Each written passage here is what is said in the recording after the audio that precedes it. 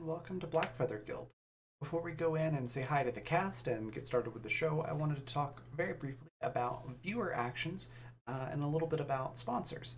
So first off, there's a number of ways that you can actually actively participate in the show through viewer actions. One of the easiest ways to do so is through retweeting the game tweet. You should see that somewhere in chat if it's not in there already. But you just click on that link and hit retweet, and for every 5 retweets that we get on that, it will add a bonus to the cast pool and the game master pool. Now, in most cases, that's going to be an extra d6 that they can add on to any roll. Basically, a great way to use that is if a player is almost meeting a DC, but they're just not quite there, they can grab one of those d6s from the cast pool, roll that, and then add that to their roll. Basically, is how that works. Same with the GM. So that's one of the easiest ways that you can participate that way. Another way is through guild coins. That's our Twitch channel points. If you look at the rainbow colored icon, it should have the Blackfeather Guild crest on it. It should be right below your Twitch chat box.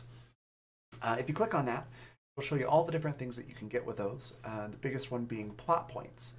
Now plot points, you can see an example right over here. They all work pretty much the same way. It's just a matter of how big of an impact they have. So for the example, when we've got 2 plot points, the player of your choice gets something moderately helpful or unhelpful.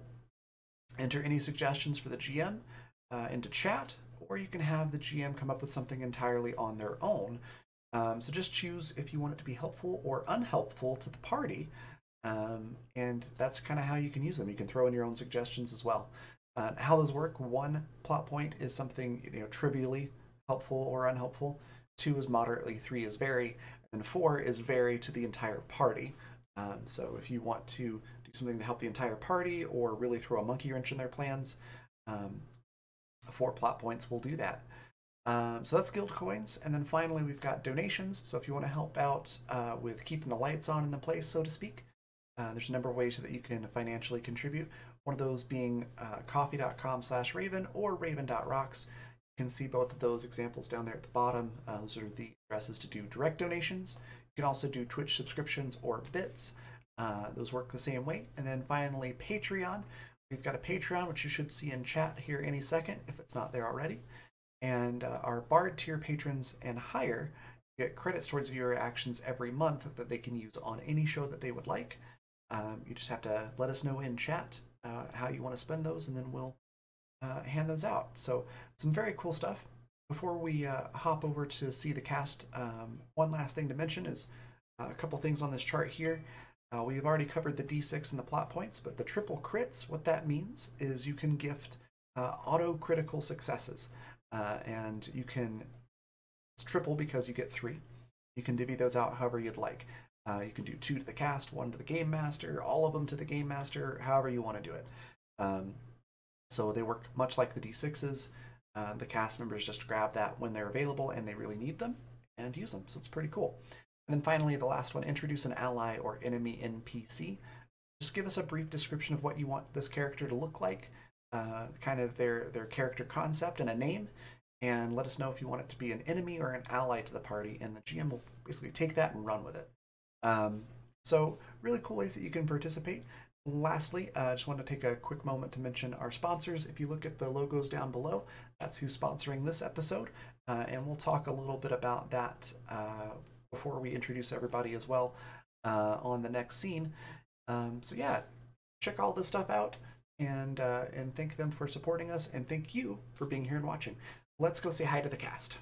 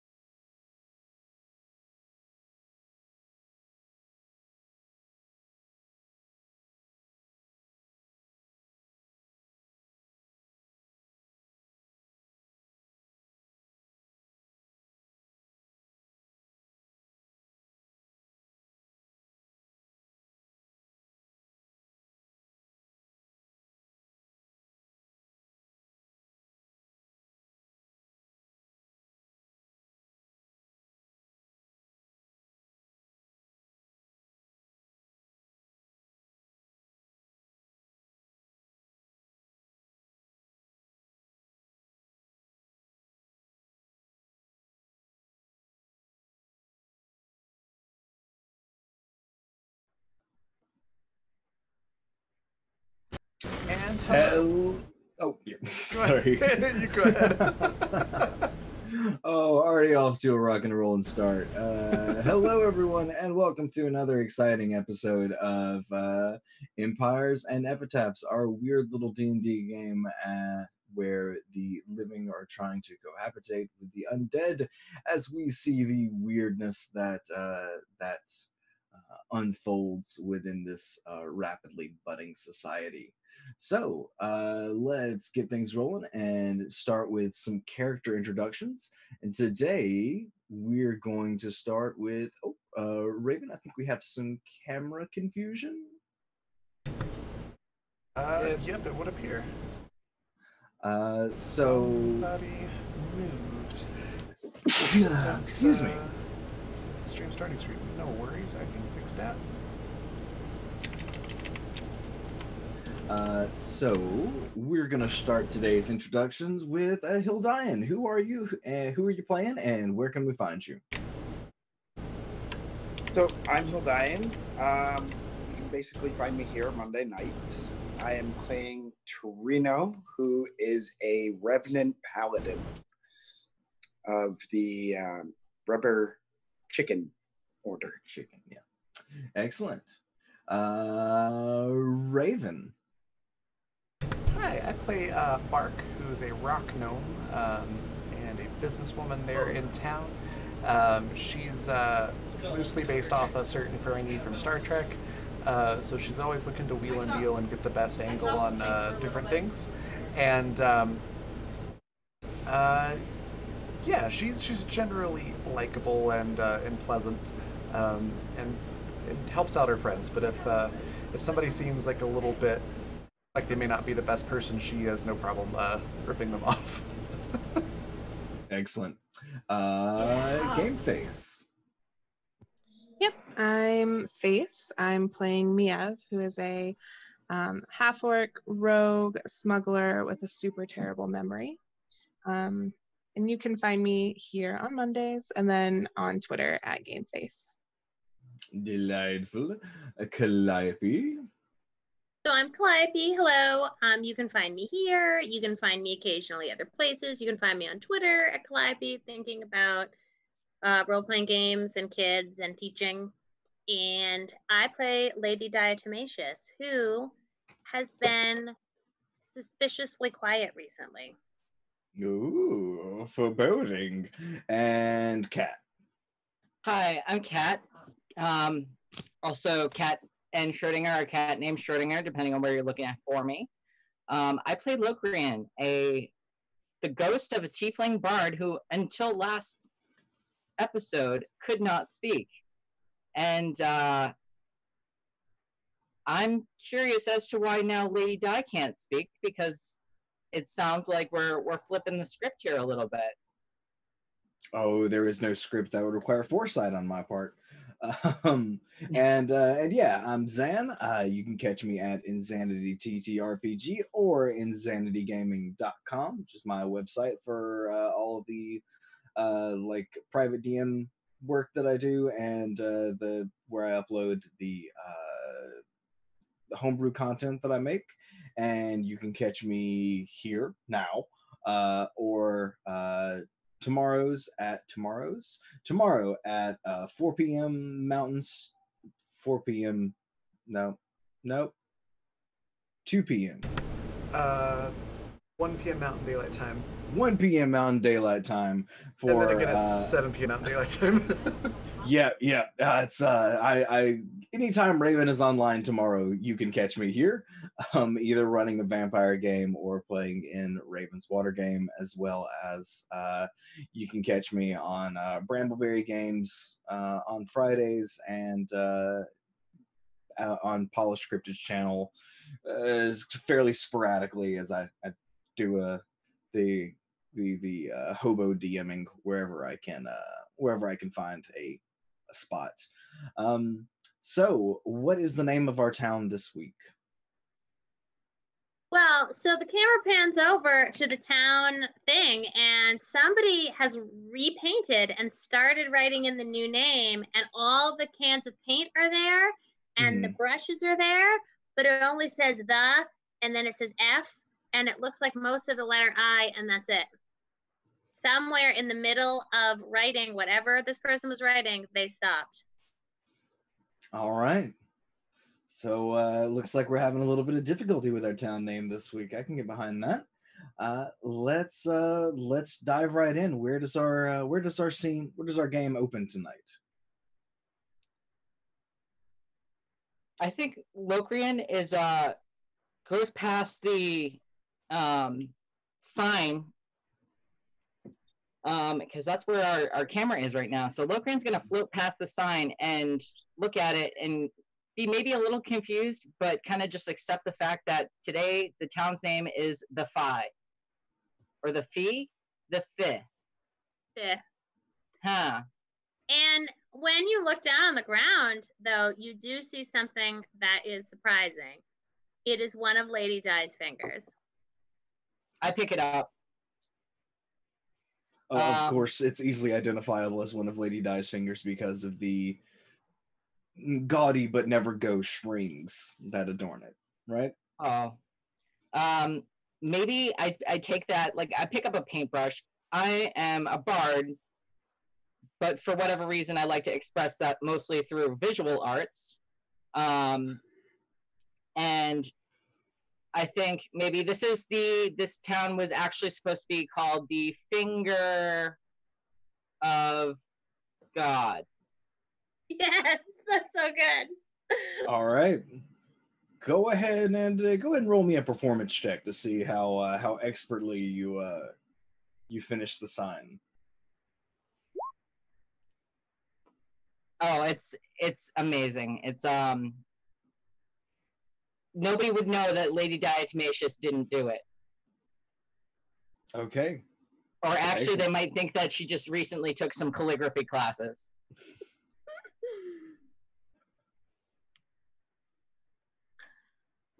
Excellent. Yeah. So you perfectly mimic Lady Di's penmanship with a little bit of extra flair thrown in, and yeah, the town's new name is the Finger of God. Um, uh, yeah. Where do we see the rest of your characters at? Well, Bark is, of course, um, at the tavern initially. Um, Probably with a special on, let's say, some sort of like cold gelatin food item. Um, Maybe they're like frozen Jello ice cubes that go into the drinks and things like that. Because you can't waste a good gelatinous cube when you can find some way to make it edible. Very true. Very true. So it was probably something like that. And she's been practicing a little swordplay recently since things have gotten a little more dicey around the town lately. And so she's picked herself up a second rapier, and maybe after checking on the tavern, she's out back doing a little practice. Okay. What's Torino up to? Torino's probably in the temple just fixing it up and trying to paint rubber chickens and set up feathers and really decorate up the place so that it's more representative of the great and almighty rubber chicken. Okay, all right. I think the camera can hang on that for a few minutes. Why don't you roll me a dexterity check just to see how, unless you're proficient with performance. Right. It's a 9. It's coming together. It's coming together. It still needs a lot of work. It's a work in progress for sure. And Miev, what are you up to? I think Gilmary's crew has just come back with some things. So Miev's spending some time organizing the warehouse. And then they have also brought Miev some carnations of different colors for the florist shop, of course. Mm-hmm. And so Miev's going to have another florist arranging lesson from Terrence. Okay. And Terrence is not quite as ornery this week as he normally is. He seems a little distracted. Why don't you make an insight check for me? All right. Ooh, that's a 1. Oh, yeah. I mean, the audience is very much aware that Terrence is off his game, but you probably don't remember the past lessons all that well, and maybe he's always been this kind of standoffish. He is a flaming floating skull. Yeah. I keep mixing up the colors. I'm sure that's super annoying. Yeah, probably. And then, where do we see Lady Di?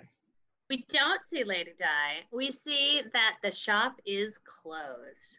For the first time ever, the shop is totally closed. The curtains are drawn. It says closed. Usually it says open, and that side is really sun faded, and then the other side, it's because it's like never closed. Terrence is the one that's showing, and we don't see Lady Di. Okay, all right. Yeah, we don't see Lady Di, and as the day progresses, yeah. I feel like Locrian, after seeing Lady Di's finger, is probably looking for Lady Di at this point. And if we're going by way of camera, maybe this is where we see Locrian like float like pass through the walls into the shop to look around and see what happens, or see if he can find her. Okay. So, Yeah, go so ahead. in the middle of the shop is a whole bunch of movable screens that have all been moved around like a very small area. And as you can see a bunch of like teal paint on the floor from the sign from earlier in the sign where she was writing the whatever she was writing. That might have been the finger of God, but it is now. It was actually going to be the final countdown, I think. But that would have been. But the finger of God's even better. And you can and you hear a lot of like shuffling under the screens. I politely knock on the screen, and then I remember I can talk, and I say, Lady Di. Go away! But it's me! Go away, Locrian! But I'm not why? taking visitors! Can I poke my head through the screens? Don't look at me, I'm hideous! You can, but it's rude. I don't think that would stop Locrian. When does that stop Locrian? I was gonna say. They've been friends a long time. Yeah. And I don't think, like, in my head, I feel like Locrian's justification would be like, no matter how bad Lady Di feels about herself, Locrian's never judged her before and never will, and she knows that, even if she's having a moment. And he feels like this could go badly, but he'd be willing to risk this being rude in order to help his friend. Okay. So when you look in, you see Lady Di she's put all of these things around her, and she has a very, very small desk and like a little work table, and one of her arms is off, and she's slowly trying to sew it back on, but she only has a pinky finger and a thumb on this hand that she's using to do it with. And she's been crying and her cheeks are falling off because you haven't, and like all her, like her makeup's falling off, but her cheeks are also falling off. And she's a hot mess. She doesn't have on one of her big red wigs. She's wearing a turban, but it doesn't look as cute as it normally looks. And she's just in her, she has this leather catsuit that she wears under all her clothes to help keep her body parts together. And she's just wearing that, but it's all like unlaced to try to put her arm back on, like on one side. Well, first thing I do is I cast Mending on your cheeks to see if I can get them to fit back on. Yeah, and I'm like, don't even bother. Don't even bother. And then I'm gonna say, I found your finger. Put it on the table. But don't look at me, I'm hideous. You're not hideous. But it seems like you're very upset. And as a friend who can talk now, ooh, look at all the fun voices I can do. I'm falling apart. Look, my arm's off. I mean, don't look. But imagine that my arm is off. It totally would be gauche if you look. But my arm is literally off. Can I? Well, how? I'm gonna try and cast Mending on your arm. I don't think it would work. I think it's too much. Like, I think it would only work on the stitches. Well, I think the thing is that like that's fine, but then it just sort of falls back off again. Okay. Like the stitches stay on, but the arm sort of falls off, and I look at Locrian and I say, I have nothing to live for. What do you mean? I have nothing to live for. The whole point of me being alive is to get rid of the Bone Lord, and he's gone. And I'm literally falling apart. I have 2 fingers. Only 2. Do you know how gauche that is? 2 fingers. You think he's gone? I'm a fingerless freak. I want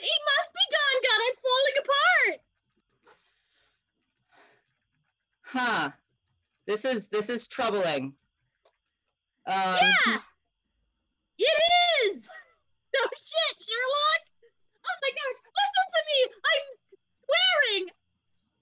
And I don't at this point. I think this is Lokrian starting to realize that like he's never seen this before and he doesn't know how to help, but he still wants to try and help. Yeah,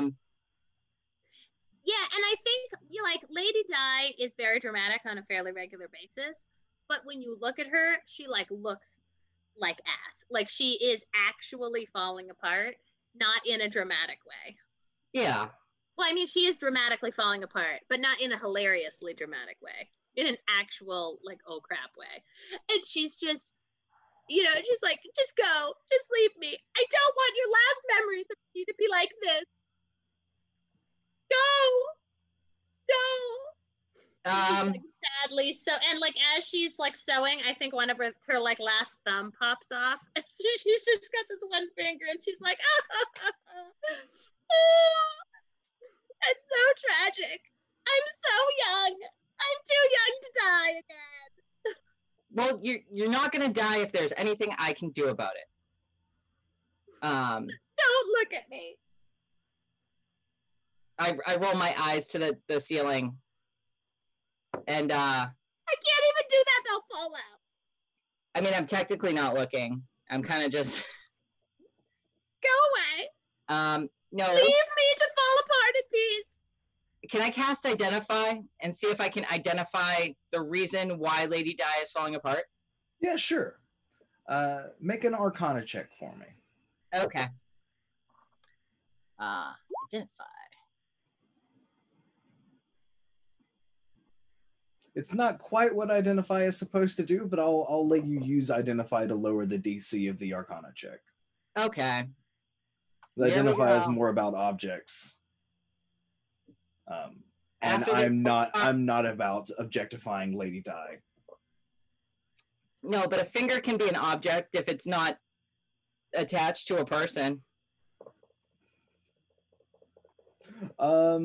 You think it has something to do with, I will remind you that there is 7 D6s in the pool. Oh, I'm going to roll a D6. All right.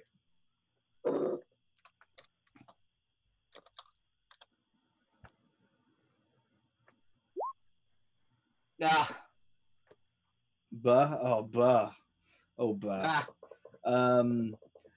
Yeah, it's got something to do with the fact that she's a revenant, and the whatever emotion it is that's tying her to this plane seems to be faltering. Is it like, because I feel like Lokrian knows that it's like hatred of the Bone Lord. Mm-hmm. Can Lokrian convince Lady Di that there's, or at least try to convince, at least for now, that he's still alive and kicking? Because is it attached to an emotion, or is it attached to like the objective truth? I don't think ghosts are known for their objective truths. Okay. I'm gonna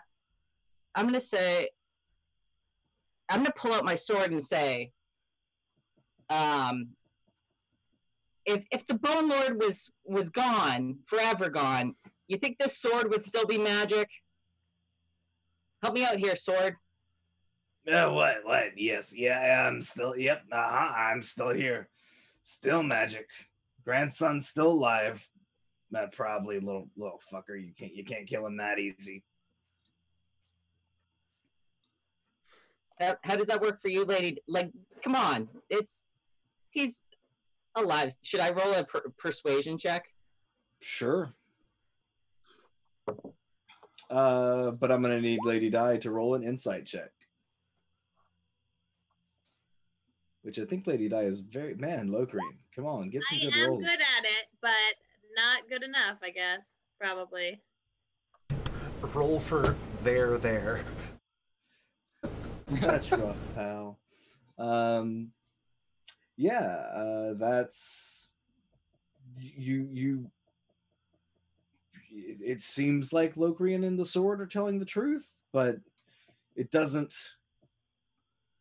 Well, while you feel like they're telling the truth, you also know that there's been no proof lately.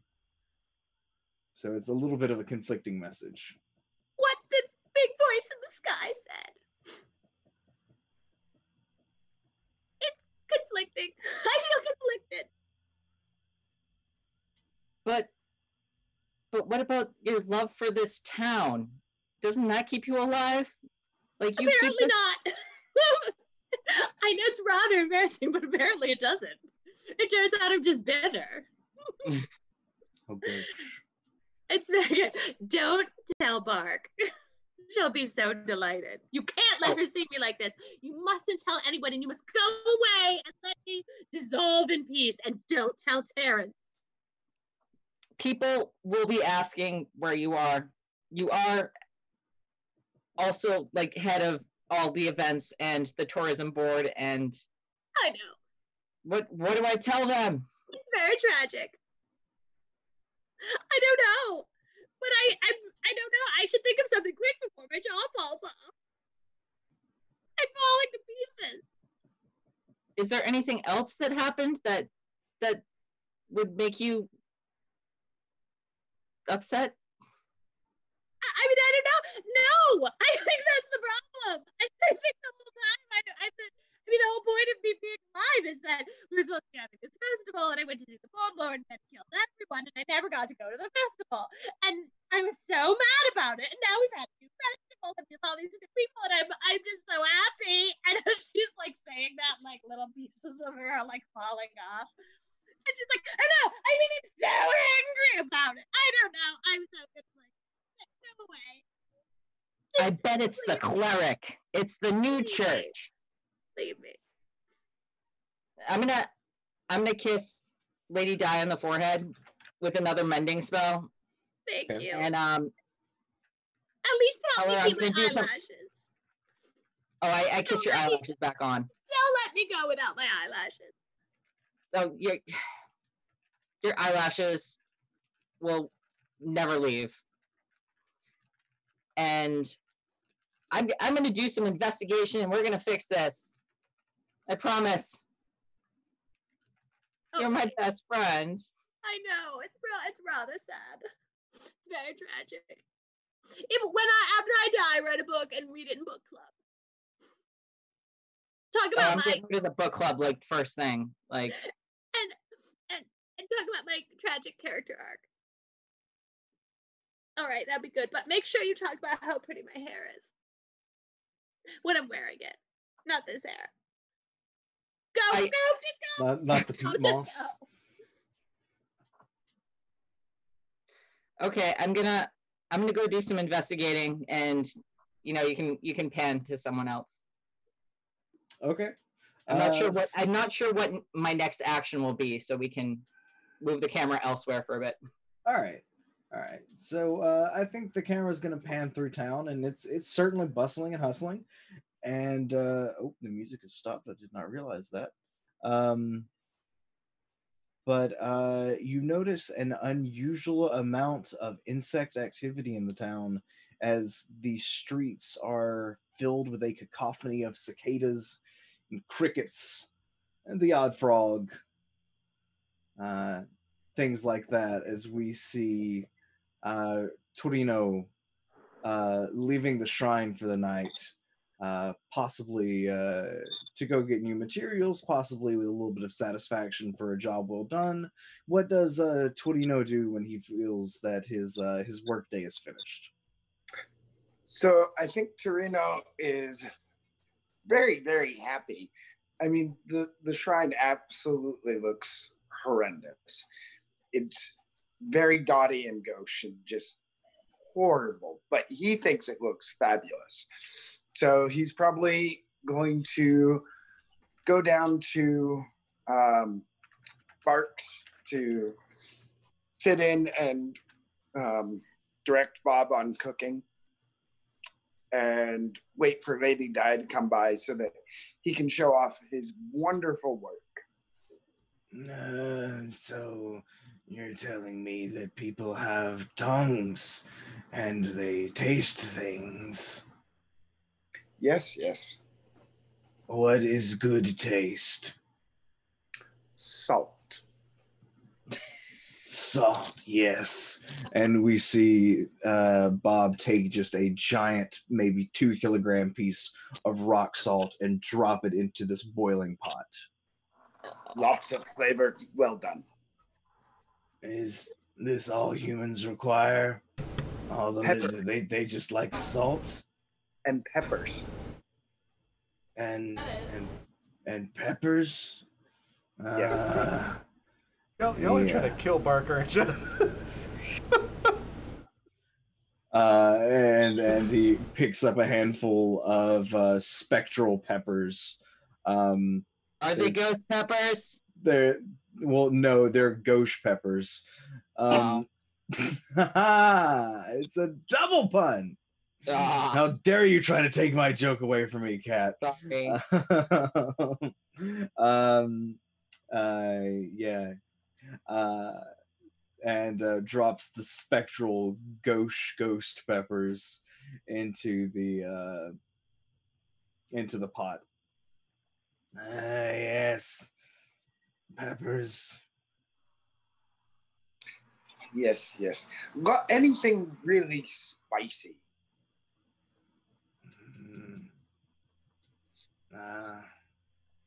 I mean, he just gestures at the ectoplasm colored peppers floating around in the water near the giant salt rock. Is this not spicy? Maybe more. Maybe more. I mean, it's been a while since I've been cooking, but I honestly can't taste it anymore. So you just have to make it. See, if you can get enough spices, maybe then I can taste it again. And we can test it on Locrian and Lady Di. You know, we should try it at least, because if you could be the only place in town that can serve the undead food that they can taste, you'll be rolling in money. That's not a bad idea. What if and you see the you see Bob reach for some peppers that appear to be like they look almost cross shape, but the arms are a little bit longer and descend slightly. And the bottom half greatly resembles the scaling of a snake. He goes, well, I have these Naga peppers. You could use those. Hot. Throw those in. Yeah, okay. Correct me if I'm wrong, but just above table, we're making Jello shots or Jello ice cubes, right? I have no idea what y'all are making. Y'all are making something unholy. I think Bark did, which also I did have a question because I just remembered. Was Bark ever able to make those cocktails that evaporate when they hit your mouth? Yeah. I think so. So that would work out pretty well. Bark would have drinks that the undead could actually enjoy and food potentially that they can enjoy or will melt what flesh they have left. Yeah, just mix some formaldehyde in with that to keep them nice and preserved. There you go. They'll do just That's fine. what the salt's for. Mm-hmm. Yeah, so I think Bark probably would come in right about this point. The smell being pretty nuclear. I think Bark's gonna be like waving their hand or her hand in front of her face, just going, "Oh, what are you cooking, Bob?" And I use the word cooking lightly. Nah, I don't know. Antonino said salt is good and spice is nice. So, Yeah. and gestures to the cauldron. How much did you put in there?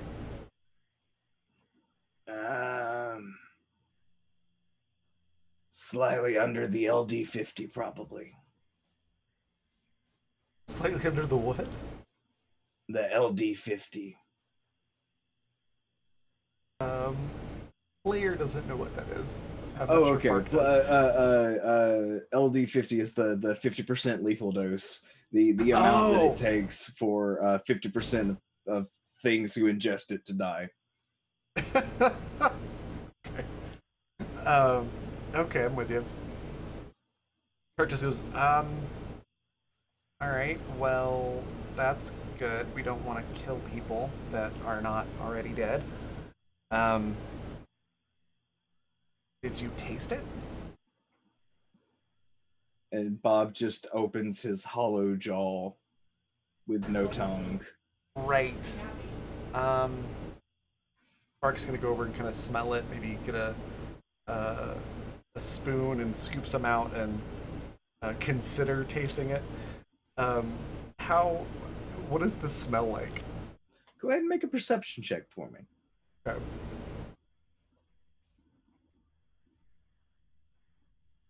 Perception. There it is. 24. 24.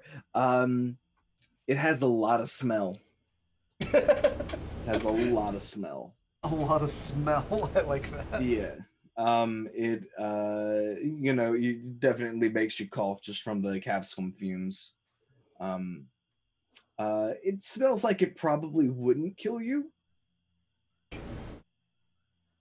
Okay. I think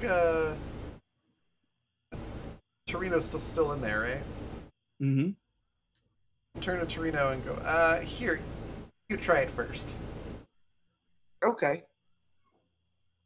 All right, So, Torino, I need you to make a Constitution saving throw. It smells like pain and regrets. All right. It tastes good. It's a little bit warm, but it tastes good. I can actually taste it. Yep. Nice. Huh. Well, I don't think many of our living customers are going to want any of this, but this might work for the undead ones. Do a special, like a combo meal, bowl of whatever we call this thing, and one of those new cocktails we made. You'll be the only place in town that can serve food and drinks to the undead. It's true.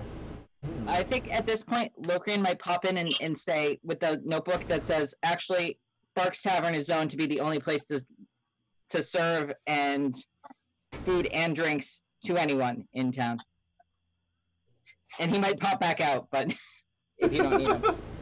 I have an Bark's just intelligence of -1. I just saw you hold up a sign. I think Bark's just gonna be like, yes, I finally drove that cafe out of business. Oh, the dog cafe. Oh, so sad. The poor pups. So, Um, yeah, I think Bark will get started on coming up with some grand marketing scheme for it.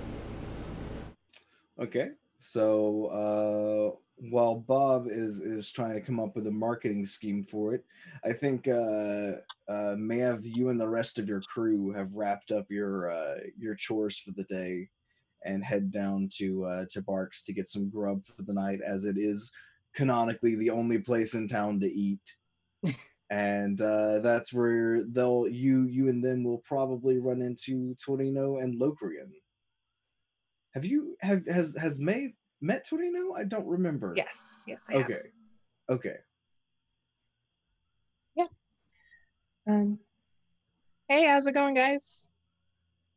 Just came down for some food. Got some new Hi. flowers in. It's going great. How are you? Good, hungry. Well, Bob's been cooking up something special. Miev sniffs and says, "I think I smell it." I'll see what else Bark has. I'll go up to the bar and order something. Okay, I think currently on the menu is like meatloaf and like a roast ham. This undead concoction, and maybe some split pea soup. I think I'll order the roast ham. Nice. Yeah, we'll take that order and get it out quick. And while that's happening, Miev's going to turn to Lokrin and say, "Where's Lady Di? Usually she's around, right?" Oh, yeah. Normally, yeah, she is. She's taking a spa day today to take care of, the vapors, as it were. Oh, well, I got him some new flowers. Do you think she might like to? I was thinking about taking some over there. I'm not sure what color though. I'll just take them all.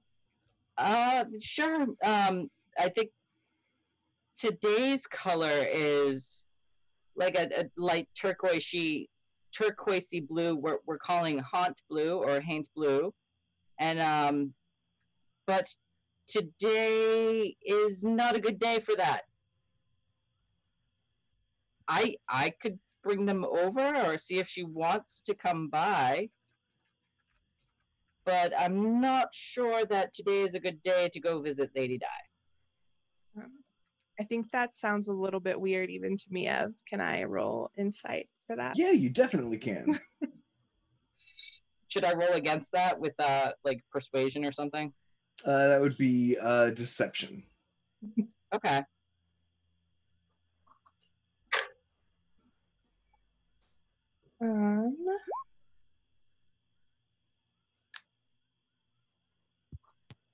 Mine's a 16.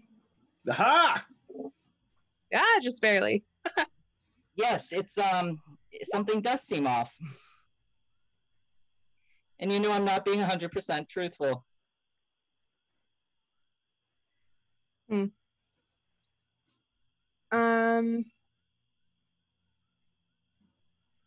I think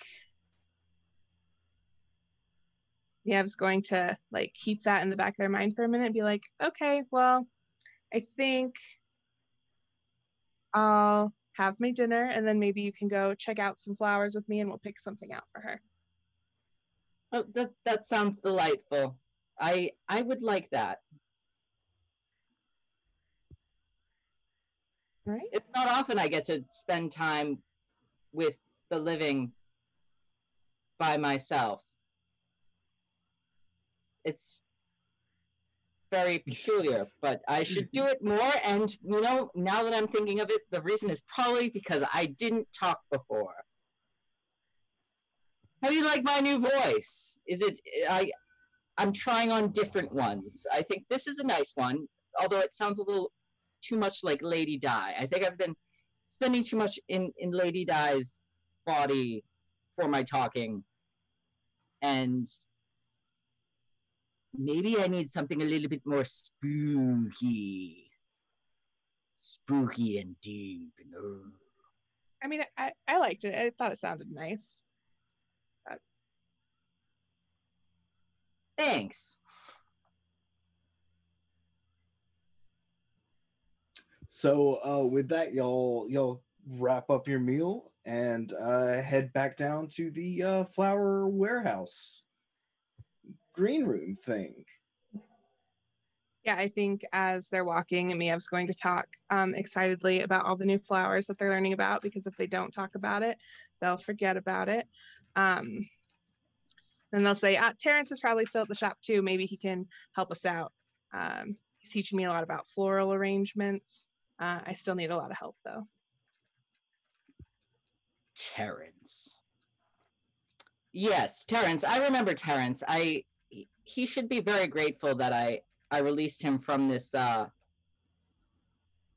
then I think I still might have the box I carried around on on occasion, or like because it's fun to pull out and just play the song. And I think I'm gonna start playing the song as I enter to see how Terrence reacts. Okay. Yeah, Terrence is like, yeah, what are you doing? It's this song. You know, when the box is closed and I was imprisoned in that place, I heard the song over and over and over again every day. It was terrible. Why do you do this? Why do you hate me? Um, Above the table, is this? Did we decide the girl from Ipanema is the name of this song, or the girl from Neverwinter? Sure. Because I can't remember. I know there was a specific song that we decided was the song, and I think that's my go-to for anything D&D. But That sounds right. yeah, I'm gonna say I just happen to like this song, Terrence. You don't like it? It's a very delightful song with a very long and interesting history that goes along with it. Have you ever been to Fantasy Brazil, Terrence? No, fantasy Brazil. No. I've been stuck in a music box, and now I live in a flower shop. Does it look like I go to Brazil? You never know. Maybe it's floating flamey skullhead day off occasionally. We have every other holiday here. Well, unfortunately, the curses that bind me to this plane are not very receptive to holidays. Ooh, tell me more about the curse that binds you to this plane. I think at this point, Mia's going to say, oh, we're making flowers for Lady Di. She's having a spa day. I was hoping you could help me put together some bouquets, so then we could like take them over there. Oh, we're doing a spa day. Lady Di, are we? So she asked for my help. No, I thought it would be nice if you helped. Oh, okay. Well, that's fine then. About you at all? That's well. You know, Locrian, I think I liked you better when you didn't have a voice. I think I like you better in the box. You know, I said that to your mother before you were born too. And yeah, you know, fine. We'll leave the bitterness aside. We'll be friendly. Yeah. So spa day, spa. I don't know what a spa is. A spa like spaghetti. It feels like you're stopping a word a little short there. Spa. Well, I don't suppose someone as unrefined as you would really understand the concept of a spa. No. But it comes from the fantasy Scandinavian word, and then I trail off on like the history of what spas are, and that colloquially, and end with colloquially today we use it as a self-care kind of day where one spends time taking care of themselves in a physical sense. Oh, let's do some. I think some flowering vines would be nice. This is maybe a good time for some wisterias. I think tomorrow is going to be. Tomorrow is Fuchsia Day, and I think you know they should really be in bloom tomorrow, so we can pick them today, and you know let nature take its course. That sounds nice. Mia's going to pull those out and say, I think today's blue day or something like that. And they're just going to like grab everything that even looks kind of blue. Oh no, and now we've learned the terrible truth that Miev is actually colorblind. Oh. That's fine. And it's okay to ask for help when you need it. That's purple. Terrence is like, that's yellow. That's not blue. That's not close. Well, I think it looks nice. I'm not. Does. Yeah. And then Mia was gonna like try and give Locrian a few bouquets, but still holding like a bunch of flowers in their arms and say like, all right, let's go. I scramble to hold them. And I think at least when I'm in, I don't know if I'm in range or not, Mm-hmm. but when I am, I'm going to send a message to Lady Di and kind of ask her, it's like, I can whisper, let me just put it up. Yep. Point of the target, and only one target hears the message and can reply in a whisper that only you can hear. So I'm gonna whisper to Lady Di that, Mayev wants to come over and is insistent, and we have flowers, and I don't know what to do. How do I defer this? Lady Di is just, she's not even really listening. I think she's just sort of like bemoaning the fact that her little tiny feet, one of her little tiny feet, fell off maybe. And so I think she's like, fine, just come in. Like, she's not, you can tell that she didn't actually listen to a word you're saying, which is kind of like par for the course now that you actually talk. And so she just sort of, she's like, my foot fell off, my tiny foot, my favorite tiny foot.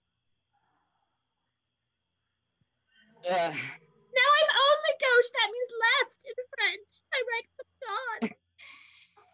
It does mean left in French. It does. How sinister. It's a Latin joke for you nerds out there. That's good. I just recently saw that on somewhere. Anyway, I only have one left. The other one is gone. That's the best I can do. You better come in and see this tragedy. I think Locrian's kind of still reluctant because I don't think he really he doesn't really think that Lady Di would be saying that if she picked up the part where I said about Miev coming in. Mm-hmm. Above the table, I missed. Did Terrence come or no? Yes. Oh, Jesus. Okay, good. Sweet. Can I say, what about Terrence? Is Terrence okay to come in? And I'm not listening to you. Like, just come. Stop standing at the doorway. Just come in or go out. I'm going to say, hey, wait here for a sec. I'm going to go in and make sure she's decent. And I'm going to go in and I'm going to say, Terrence is here. What you told me not to tell Terrence anything. What do you mean you brought Terrence here? I didn't bring him here. He came. I think Miev waits exactly a second. Yeah, Miev's only going to wait exactly 1 second and then come inside. Okay. And I'm like pulled aside one of the curtains and I'm like, what do you mean Terrence is here? They came, they wanted to bring flowers because I said you had a spa day, and I'm doing bad at this. I need help. And then Miev enters. Just arms completely full of flowers. Like, Lady Di, we brought you some flowers. I don't know where to put them, and they're just like falling everywhere. Can you see over the flowers? Barely. Okay. It's a lot of flowers. And many of them matched Teal Day. That's very nice. And someone knew it was Fuchsia Day tomorrow. That's very thoughtful, but I don't even know if I'm going to be here tomorrow. What's going on? I'm falling apart. Literally, I'm too happy and now I'm falling apart. You're falling apart because you're happy? I guess. I don't know. I mean, I looked the whole Because you I'm were too cutting pissed out off to die. super bad there, Lady Di. Am I? Yeah. Sorry. Can we get that one more time? Is this better? Yes. Okay. And the whole point of me being here is how angry I am. And I just am not angry enough. I don't know. We haven't seen the boat Lord in so long. And we have only one finger and one leg, one foot. I The think it's only way this day could get worse is if Terrence were here. Well, as a matter of fact, I'm here. Hello? I'm gonna like hobble over on my one foot and I'm gonna smack him with my one finger. Make a constitution saving throw. Oh no, that's not a good one for me. Uh-oh.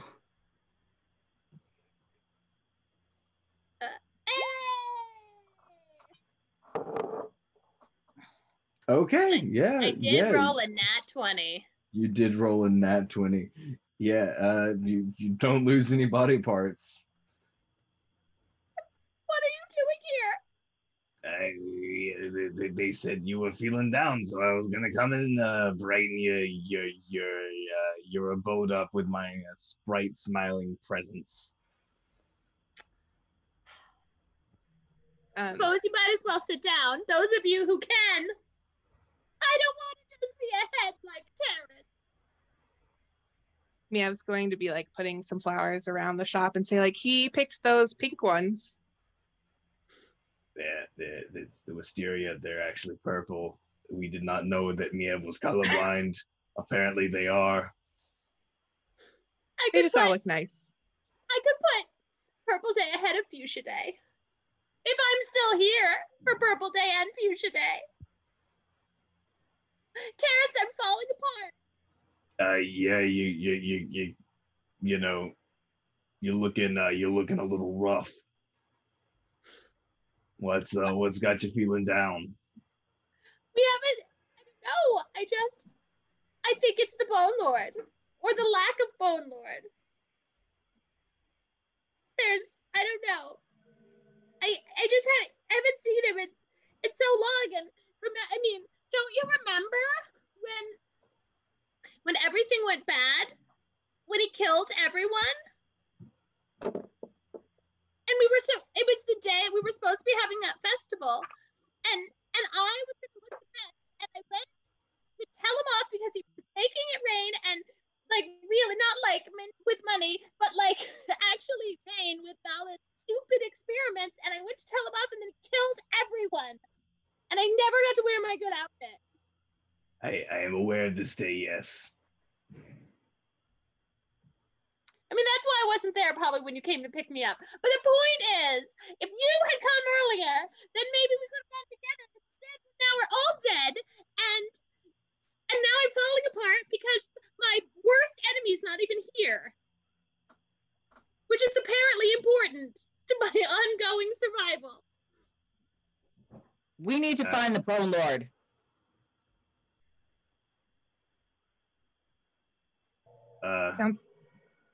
Okay. Sure. Where is he? I am a disembodied skull that lives in a flower shop. Why would I know where the Bone Lord is? You were the last one to have him. Get out your sword. Ask the sword. Maybe he'll know something. I don't know. I pull out the sword and I ask him, like, where's your stupid, good-for-nothing grandson? I don't know. I kind of feel him around a little bit, but I don't know. Can I start waving the sword around like a metal detector? Yeah, or sure. Go ahead and make a Arcana check for me. Okay.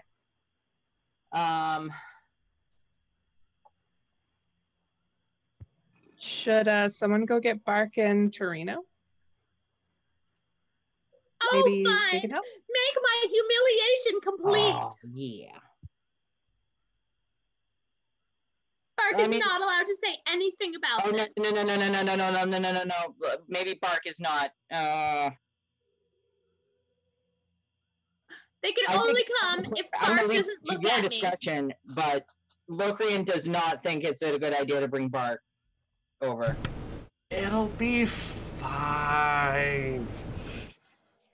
I think Miev probably was gone by the time Locrian tried to say something. Okay.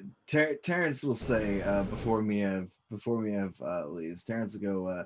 Hey, tell you what. Why don't why don't y'all go get whoever you need to go get, and I'll stay here and keep Lady Di company, and we'll try to figure out this whole flesh rending off situation. Well, Miev's gonna go back to Bark's cavern.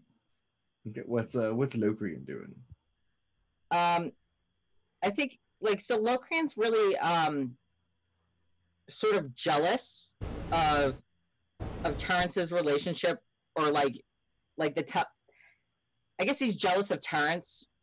Mhm. Like he just popped up out of a box somewhere, and apparently they're rekindling a brand new relationship, or like their relationship again after 200 years of Locrian being Lady Di's best friend and secret admirer, and Oh, you know, friend like- zoned. so he's not going anywhere to find anybody. He's kind of Mhm. just gonna be there, and he's also dowsing with the sword to try and find the Bone Lord. I rolled a 21. You feel something pulling you towards the edge of town. Which edge? Not the ocean edge. One of the other three. Okay. I'm gonna shout like really excited. Hey, Lady Di, I think I caught something, and it's not a fish because it's not pointing towards the ocean. Well, see what it is, I guess. Should I come with you? Someone will have to carry me. I only have 1 foot. I'm not going to hop.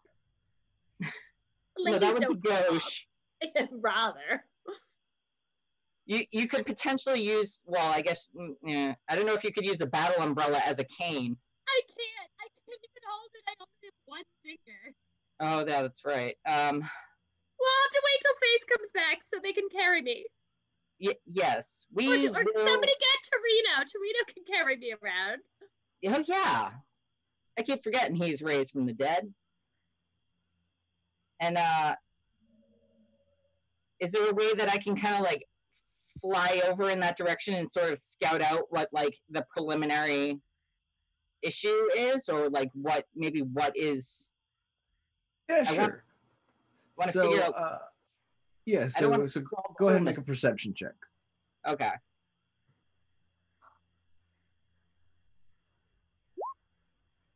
That's a 7. Okay. You fly over and you still feel it pulling in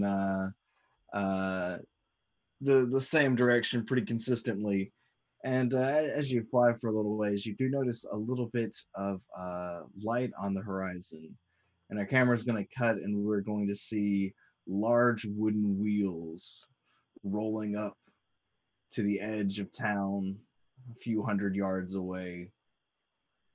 A flame being struck, and the arching arm of a catapult with its load suddenly engulfed in flame, and a sword swiftly come down and cut the rope. And that's where we're going to take our break. Oh dear. Fantastic. This is, Good spot. This is Yeah. suspenseful. Yeah, super suspenseful. So be sure to hang around throughout the break, and talk to us in chat while we're stretching the legs and whatnot. And we'll be back in just a few minutes. It's so tense. You could cut it like a rope with a sword. Yeah. Of your- Ah.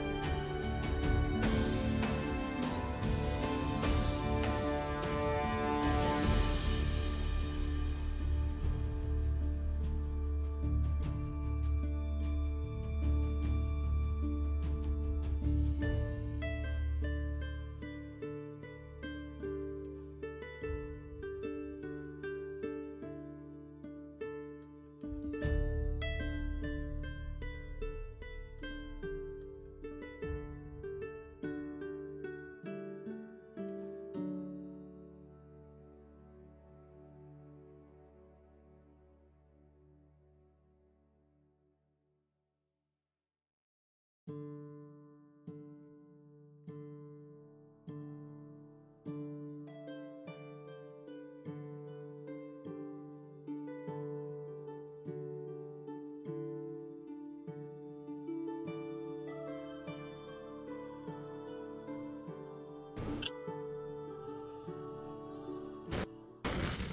we're back.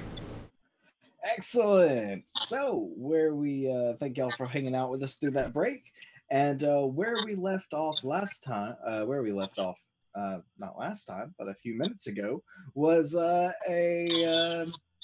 what appeared to be a catapult of some type, being fired on the outskirts of town, and as Locrian flies over the horizon, Locrian, you will see this burning ball of fire flying directly in your path. I need you to make a dexterity saving throw for me. Oh boy. I was about to reach for physical dice. Oh yeah, if it hit me and if it came even close to hitting me, it would just go right through me. No damage. Okay. Do you have evasion or anything? No, it's a 27 dex save. I do have incorporeal stride, which I can move through other creatures and objects other than walls and ceilings as if they were difficult terrain.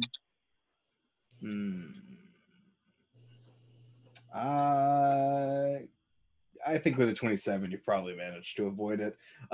You duck out of the way, and this fireball goes careening past. Lady Di is still at her shop with Terrence. Miev went to go get Bark and Torino, right? Yep. Okay. Do I see this while I'm running to the tavern? What's your passive perception? Not great. I think it's a 10. Probably not. Okay. I think it's going in the opposite direction of you. Okay. Well, then I'm going to go to Bark's Tavern and run in the door and just yell, Bark, Torino, Lady Di needs some help. What's she need Okay. now? And then I'm just going to like frantically turn around and run back the other way and hope that they're following me. Or just lets out like a teenager type sigh of just like, fine, come see what she needs. I guess if I saw you running, I'd run too. Clank, clank, clankety clank. And I feel like in the meantime, like as this is happening, Lady Di is like in the shop with Terrence, and she's like, Terrence, I'm just too happy. I'm too happy, Terrence. And now, like the tourism department is doing really well, and the population is growing, and it's a fusion day in 2 days, and you're back or whatever, and I don't even know. I'm too happy, and now all my fingers are falling off. You have to tell me some shitty things you did to me to remind me why I have a will to live. Oh, it was that one time that you pissed me off, and I ate the last pizza. Even though I don't like Hawaiian pizza, I was like, yeah, she ain't getting the last pizza. The whole point of pizza is to have like both sweet and savory on there, Terrence. Okay. Yeah, caramelized onions is where the line is drawn at. Oh my gosh, it's pineapple feta. That's the best kind of pizza. And Hawaiian is second. You know It's no wonder that you couldn't go to heaven. You are unholy. You are unholy. It's and you're so short now. You're like literally only a foot tall. I've always been taller than you. Nah, I would tell you to go to hell, but you already live here. You have such a way with words, you asshole. So I think once Locrian saw what Locrian saw, he just like nope out of there and like start zooming back. So I'm not sure when he would come back in, but let me know. Well, yeah, no worries. It is definitely moving much faster than you. Oh yeah. Yeah, as ammunition tend to do. Oh. Um, uh, Bark and Torino, you are following Miev back to Fashions to Die For. Mhm. Yes. Okay. So I think as the three of you are making your way back, and you might notice a shooting star in the sky. And Locrian, you're following the giant flaming bundle, and you see where it's headed. Where's And it try headed? as you might, you can't catch up with it. As we see it impact Fashions to Die For. Oh no. And the whole building is engulfed in flames. Bark, Maev, and Torino, you've seen this happen in front of you. Looks like something just fell out of the sky and landed square in the middle of Fashions to Die For. How far away am I? You're probably a few 100 feet. Could I start using the dash action? Yeah. I assumed it, yeah. Y'all, while y'all were moving, y'all were dashing. Okay. So you'll be there in less than a minute. Say it's on fire, like a lot of fire. Yeah, you can see like the whole building seems to be engulfed in flames. I also would like to do the running as fast as possible. Yeah. Surprisingly, to try to save Lady Di. You will be outpaced by Miev and Bark Torino since they can move with their bonus action as well. Most I certainly, would and I'm a actually rock like to gnome. cast haste on myself then. You're gonna what? Cast haste on myself. Okay, so you're able to keep up with them. And what exactly does haste? I think you just put it in the chat. Okay, +2 bonus to AC. Can be used to take. Okay, cool.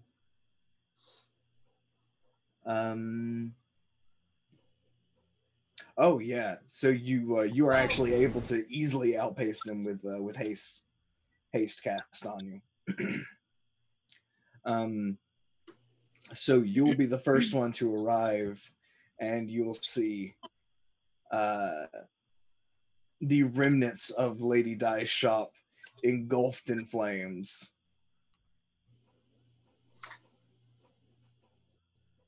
I'm gonna, Mev, was she in there? Yeah. Okay, I'm going in. Just gonna run right in. Unless the door's closed, and then I'll try and kick it open. All right, so you were still a little ways from it, so I'll give you. You can make 3 actions before your haste spell ends, since it only lasts for a minute. Okay. So yeah, go. The door is. Let's see, evens or odds? Let's see. Odds.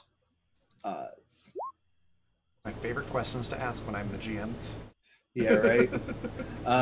Okay, so as you try the door, it seems to be stuck in place by something. Is there a window I can go through? Yeah, there's a shattered window. Okay. I'll just go right through that then. All right. So that is your first action. You are now inside the burning building. Lady Di. So we're gonna roll the camera back just a little bit.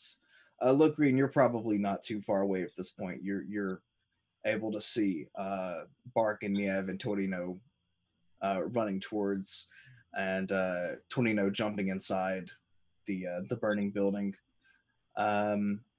And yeah, what are you doing? I'm very frantic. And like I see the burning building, and I'm just like going into the burning building, and I'm like, so my thought is like, all right, so to save my friend from dying, we had to kill my friend. What? What is this? What's this? Like in my head, like my internal monologue is like, what is this bullshit? Mhm. But like my physical action is all 100% like get out as many pieces of Lady Di as I can. Because I'm a ghost. I have no problem with these. Like I get damage, but I'm not like really worried about things on the physical plane as much. And like I don't know what part of Lady Di is required in order to keep Lady Di there. Mhm. So like I just want all of the things. I want all of the Lady Di. And I like we need water to like extinguish this, and I don't know what to do. Like I'm just really frantic, and like both player and character. Mhm. Can thaumaturgy snuff out flames? Not that big, no. Oh no. Yeah, I I'm think it's probably just trying like to cast it. I'm trying to cast it here campfires and there type of thing. as I can. And maybe like if I find a finger, I'm snuffing out the flames on that finger. I'm trying all of the things. Okay. And then Hildian, I what? might pop out and point to Bark and say like, "Get water! Go get the water and the things," because I assume Bark has access to water in large quantities. Access, yes. Transportation, I'm a rock gnome.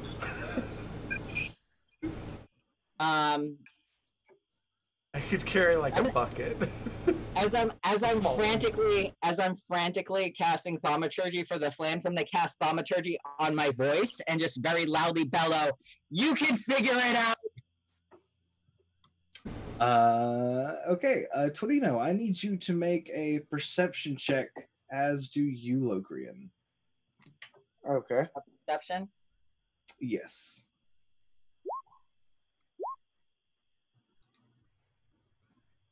All right. Oh man, the room is I will remind y'all that there are 66 and 2 crits available. I'm gonna roll a d6. Okay. I think I'm If going that's to cool do with the everybody. same. All I right. am. Oh, wait a minute. This is my second d6 of the entire. Oh, and it's still a 1. Oh. I don't see anything either. You see more than Locrian. If you want to roll a d6, you might see some more. You'd need a 5 or a 6 to make a huge impact, though. I don't know what it rolled. Oh, no. It didn't show up on there, but it was only a 2. Oh. Sad day. Yeah, If I y'all, use a crit, if I use an auto crit, is it going to be the difference between saving my friend and not saving my friend? There are certain plot devices that are already in motion, but it will certainly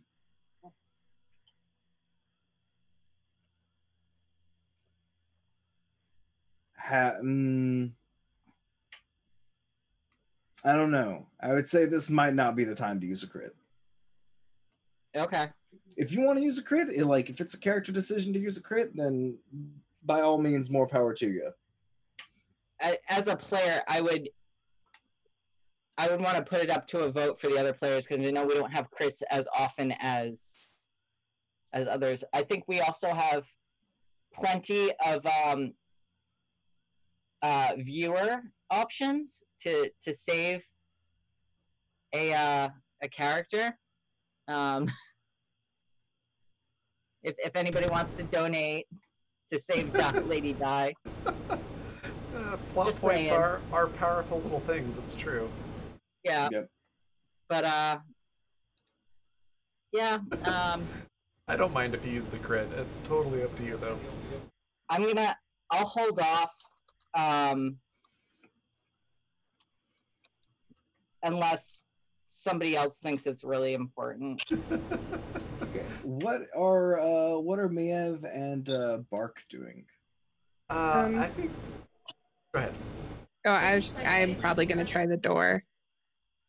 The door seems to have something pushing against it from the other side.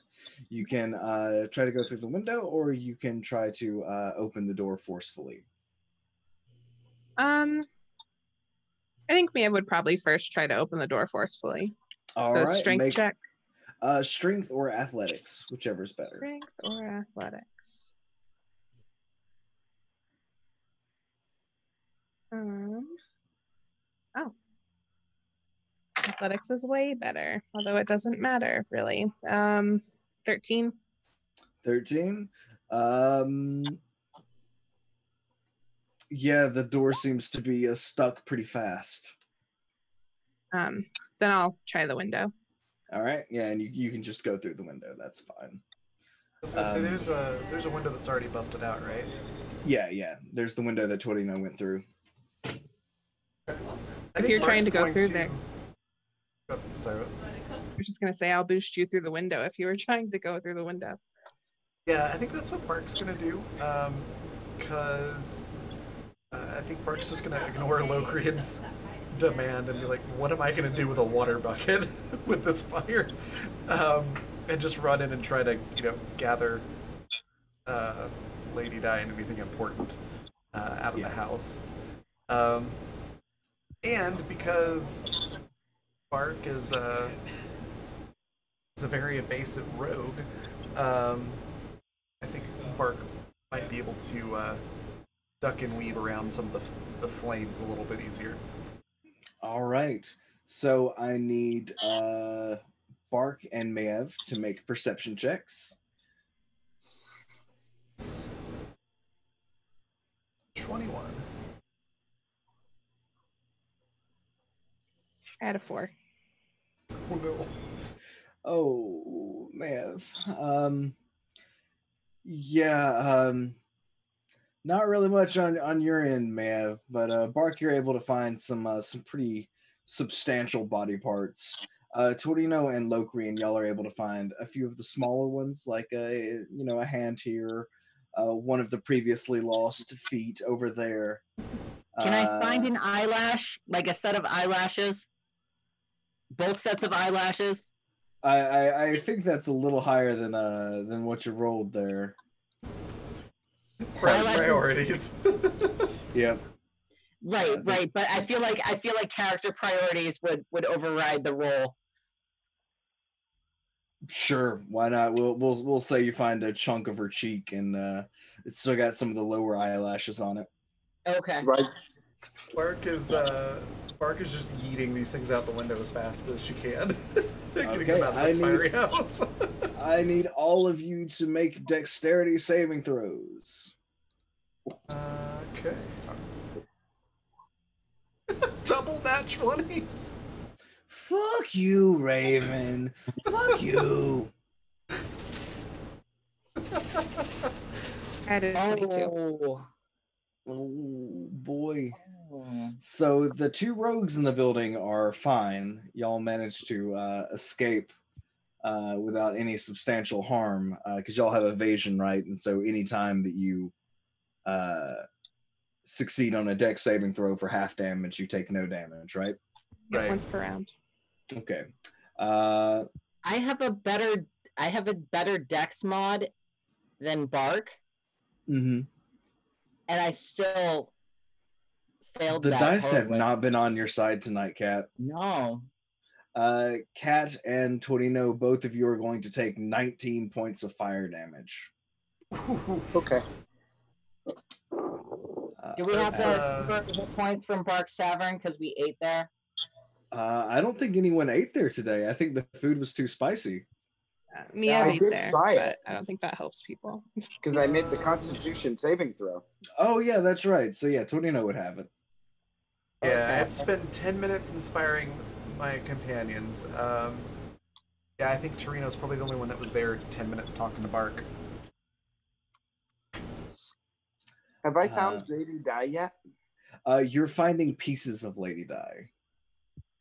Which, by the way, that's temporary hit points equal to my level plus charisma modifier, so that's 13 temporary hit points.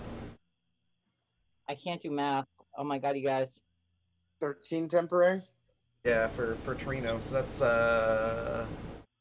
6 damage. from 6 that. fire damage, and 19 for Locrian. Okay, it's a new round. What is everyone doing? We're all inside the burning building. I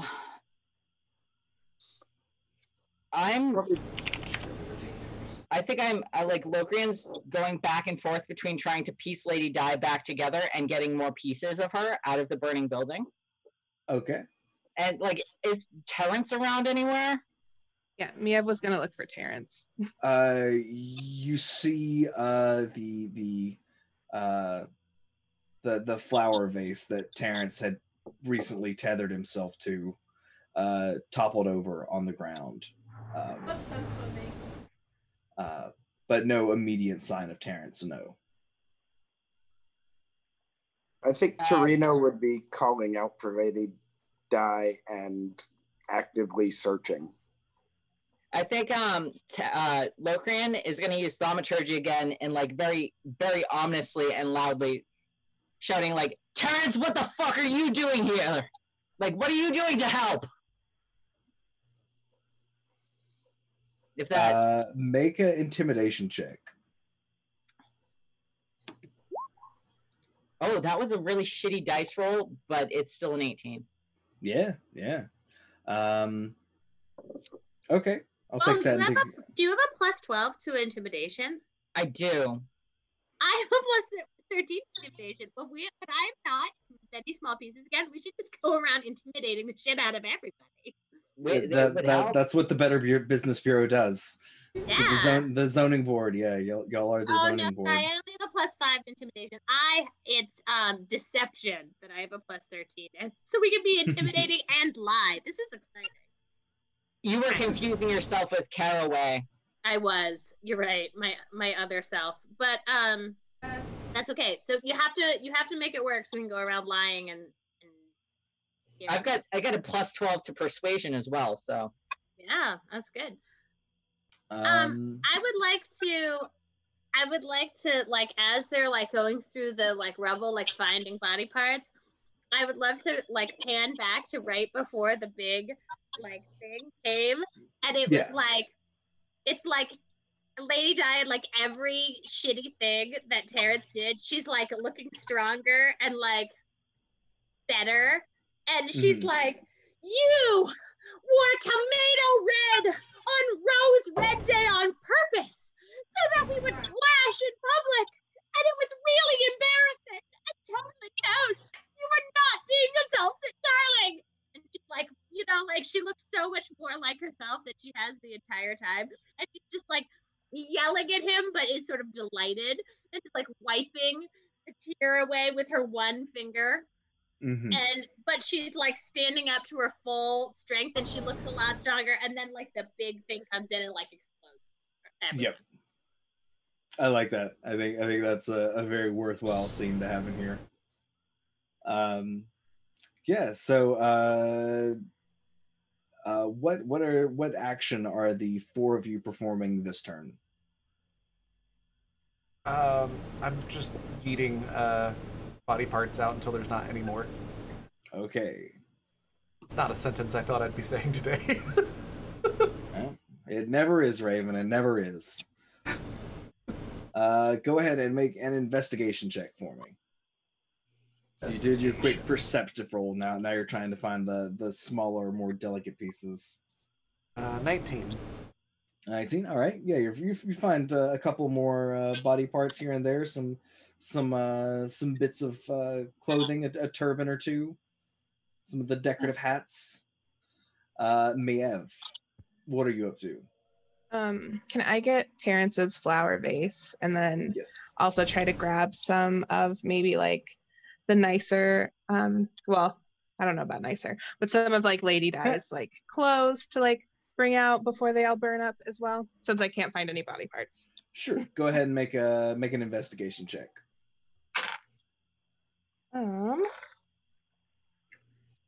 That's 15. Okay, yeah, you managed to get some of the nicer quality clothes and Terrence's vase. Are you throwing them out the window or are you leaping out the window? I'll probably just throw them out the window this time because everyone else's, well, bark is still here. So. All right, Locrian, what are you up to? I might be asking Maev if they've seen Terrence at all.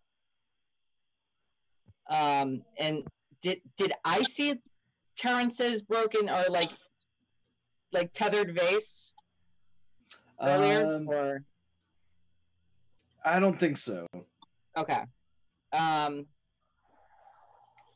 I'm gonna continue like trying to piece together Lady Di, like, so I'm gonna ask that question, wait for an answer, and then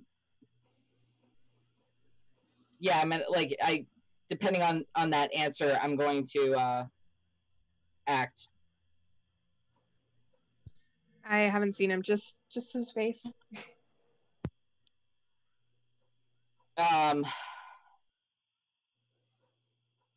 badly is the vase broken? This is player to DM question. It's cracked. It's not just shattered. Cracked? Okay. It's cracked and chipped. It's not looking great. Ooh, I think Locrian, this is a big decision. Are you gonna mend it or not? I think I'm gonna mend it. Mending does take a minute. Just as a heads up. A minute of continuous. Yep. It's okay. Yeah.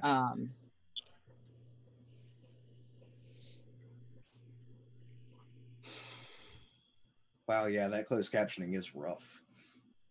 It is really rough, isn't it? Are you going to capture that closed captioning? The best one was when it was like, I think I'm high. Was one of the things it said, and I'm like, yep. Are you going to come in the back door? Oh God. Ooh, that closed captioning saucy tonight. Ooh. At this point, how much of Lady Di has been recovered? Probably the lion's share. I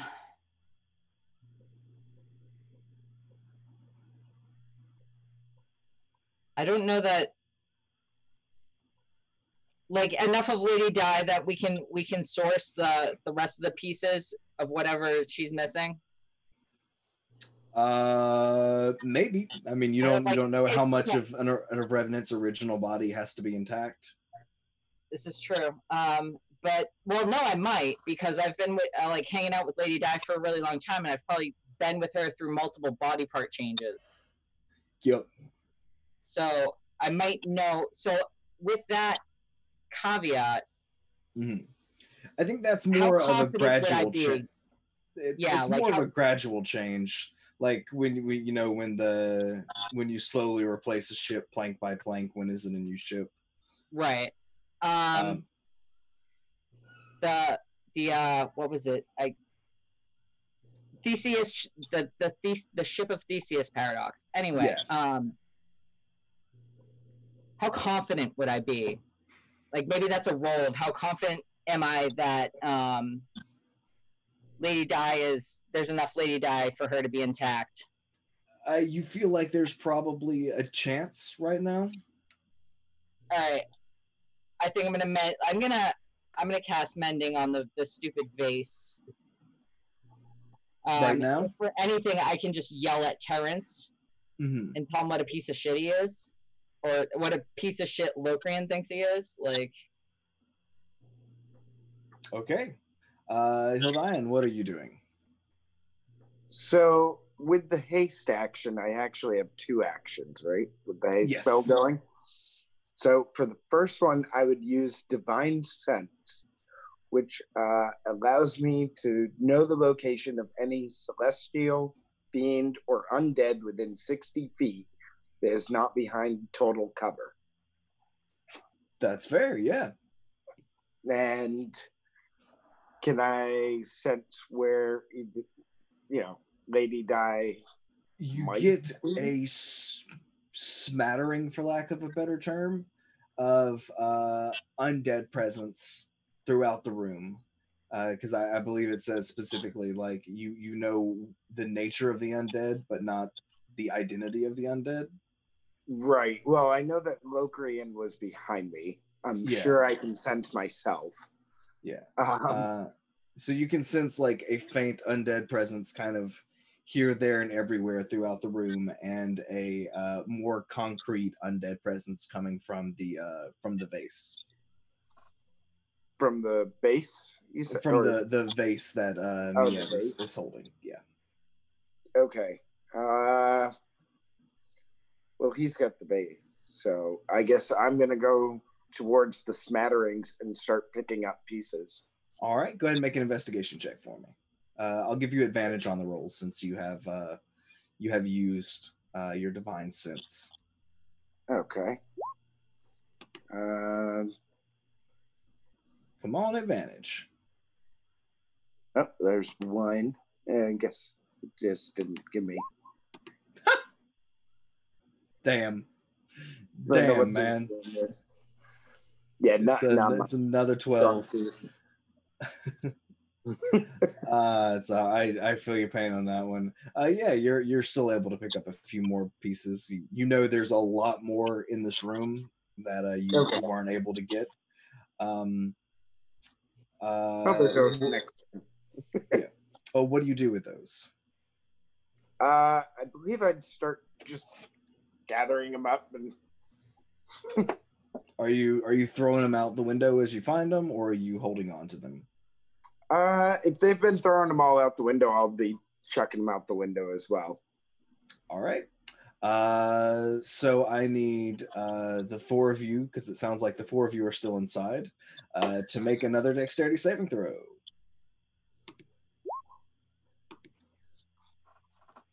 Oh, nice, Torino.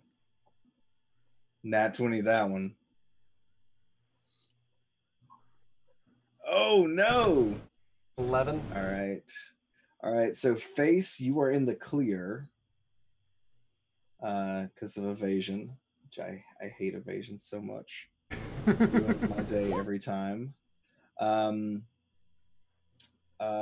Cat, you're going to take 18 damage. Bark is going to take 9 damage.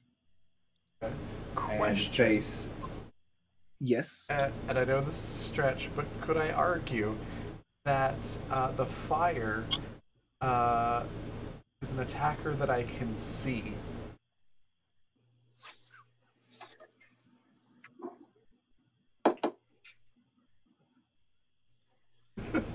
Why?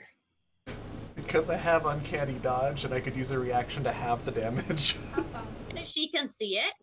And it's Well, her there's uncanny dodge and there's the evasion, right? Yeah, I have both.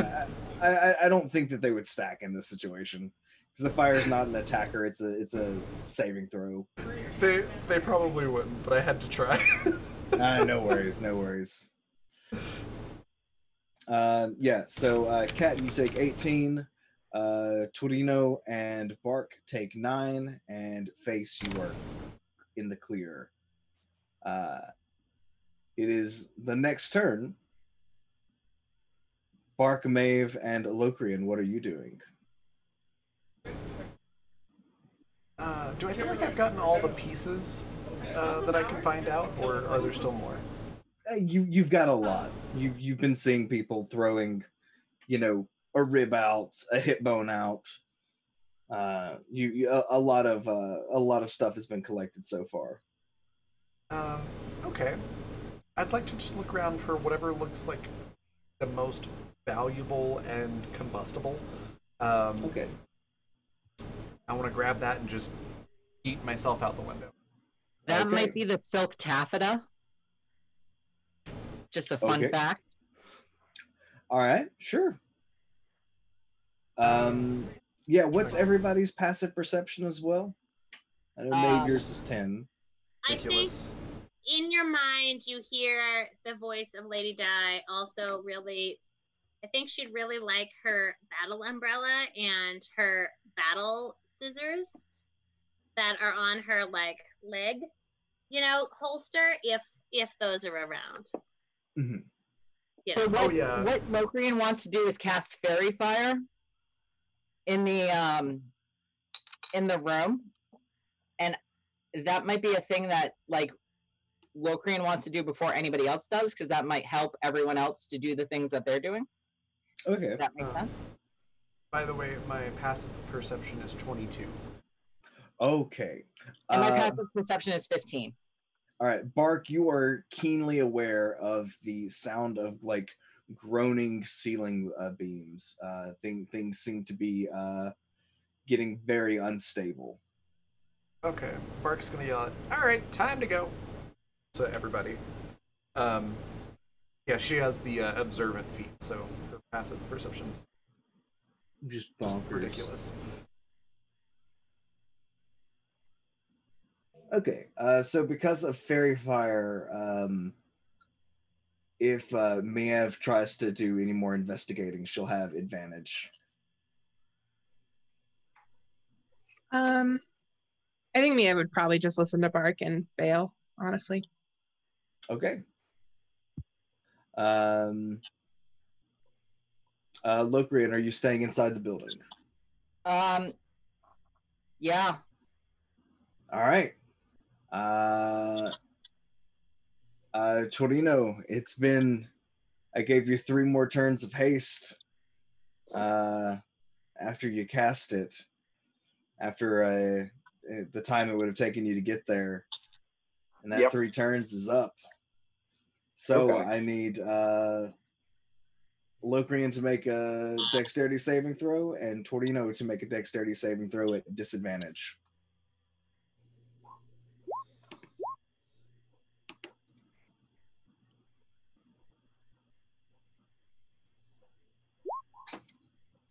Oh man, how are you looking on health there, Kat? I'm actually not doing too bad. Good. Considering. Man, these average fucking rolls. These average rolls. All right, both of you are going to take 19 damage. And A little over a third of my health. So Okay. I could take about one more of those before I could start worrying. Okay. So the 2 of you are taking 19 damage, and Hildian, you are paralyzed this turn, or stunned this turn. And the ceiling is now visibly creaking downwards. Miev and Bark are outside the establishment. Locrian and Torino are in. What do you do? I stand there. You would be unstunned this turn. Last turn I didn't give you an action and made you roll disadvantage on your dex check. But I still because you were stunned. remember where all the other pieces were that I could feel, right? Yeah. Okay, I'm gonna go gather those. All right, go ahead and make an investigation check with advantage because they are also fairy fired.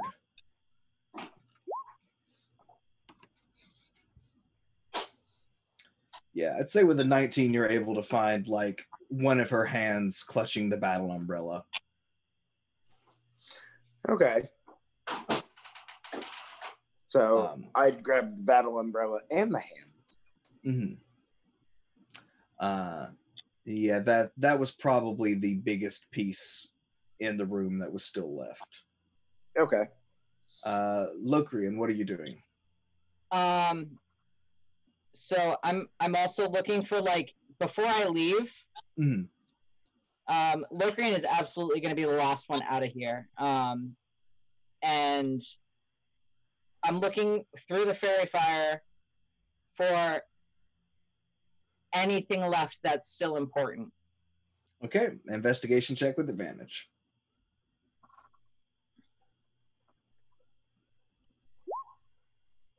Son of a bitch. Ah!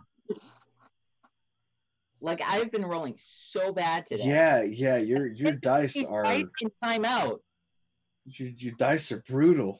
I am going to start rolling hard dice. All right. Yeah, you find a piece of thigh meat with a garter holstered battles or shears on it, and that's about all you're able to find.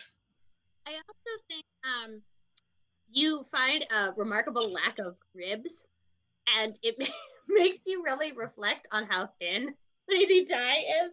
Like, I think she just doesn't have, like, she's chosen to, like, not have some body parts that were, not a part of her oeuvre. It's not part of her aesthetic to have ribs. So, just saying. I wouldn't worry too much about those. Yeah. I absolutely grab that and make sure it's out of the building. Like, I want to do a confidence check, like, to see how confident I am that everything that's important is out of this building. Make a perception check. A perception? Okay. Yeah.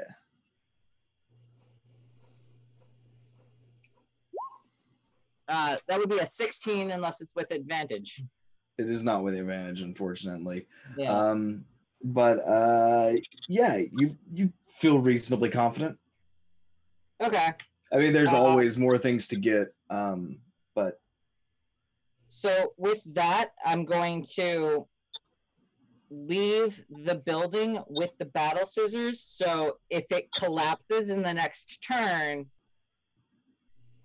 at least the battle scissors are out of the building. Yeah. Torino, what were you doing after you found the battle umbrella?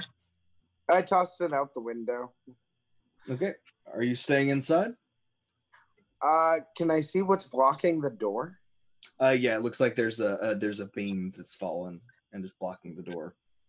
Okay. But there is still the open window. We've basically got everything that we need to. Right? Possibly. I don't deal in absolutes like that. Okay. How tall is the ceiling? Ceiling is, I don't know, Lady Di, how tall is the ceiling? Oh, Jesus. I don't know. I think that it's primarily a one-floor building. That there's probably, well, yeah, I think it's a one-floor building. So maybe, like, it's a little high for one story, but it's a one-story building. And has on one side is the part, the like the hairstyling part, and then the other part is that's curl up and dye, and then there's the main part, and then probably the last third of it is like supplies and stuff, but it's primarily it sort of has that like hardware store vibe, like or like general store where all the stuff is out, so it's not very tall. Okay. So yeah, we'll say wondering because it's collapsing. So and I'm 9 feet. I actually think that it probably has like a false front on it, like in the Old West. So it looks like it's several stories tall, but it's really only one. It's just to make it look extra classy. Yeah. Yeah, it's probably like 18 feet tall, something like that when it's all good. 15 feet tall, something like that. Does that sound good? Okay. Does that sound like a ceiling?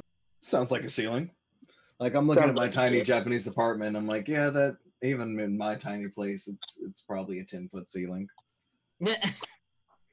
I think I'm gonna run over, grab as many supplies as possible, and if I don't think I can make it back to the window before the ceiling collapse, I'm gonna go through the wall. Okay. Like the Kool-Aid Man? Yep. Just Make like make an athletics check for me.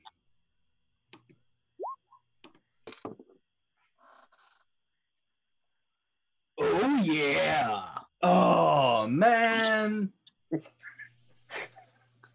Yeah, you bust through the wall, and as that last little bit of structure gives way, the entire roof collapses. Man, I was ready to throw a D to penalize your roll by a D6, and nope, gonna get a nat 20 on me. You dick. Yeah, the ceiling collapses, embers and cinders fly into the night sky, illuminating it like a host of lightning bugs, and yeah, there's the sound of fire in the distance, and wood cracking and creaking as you have this amassed pile of body parts in front of you all.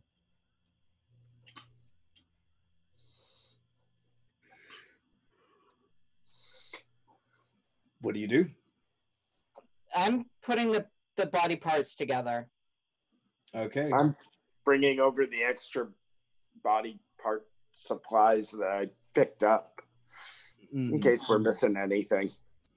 All right. I feel like Locrian is A, spent enough time drawing Lady Di, and B, probably spent enough time like hanging out in Lady Di's shop that he has a basic understanding of how to put Lady Di back together. I'm gonna say between that and between Torino helping you, go ahead and make an intelligence check with advantage. Oh, intelligence is not my strong suit. Oh no. Oh, but that was a nat 20. Oh my god, y'all are killing me. Come on now. I just want to be mean. You had like a million bad rules that I've made to be mean to me. I think Cat deserves that nat 20. Ugh. You dicks.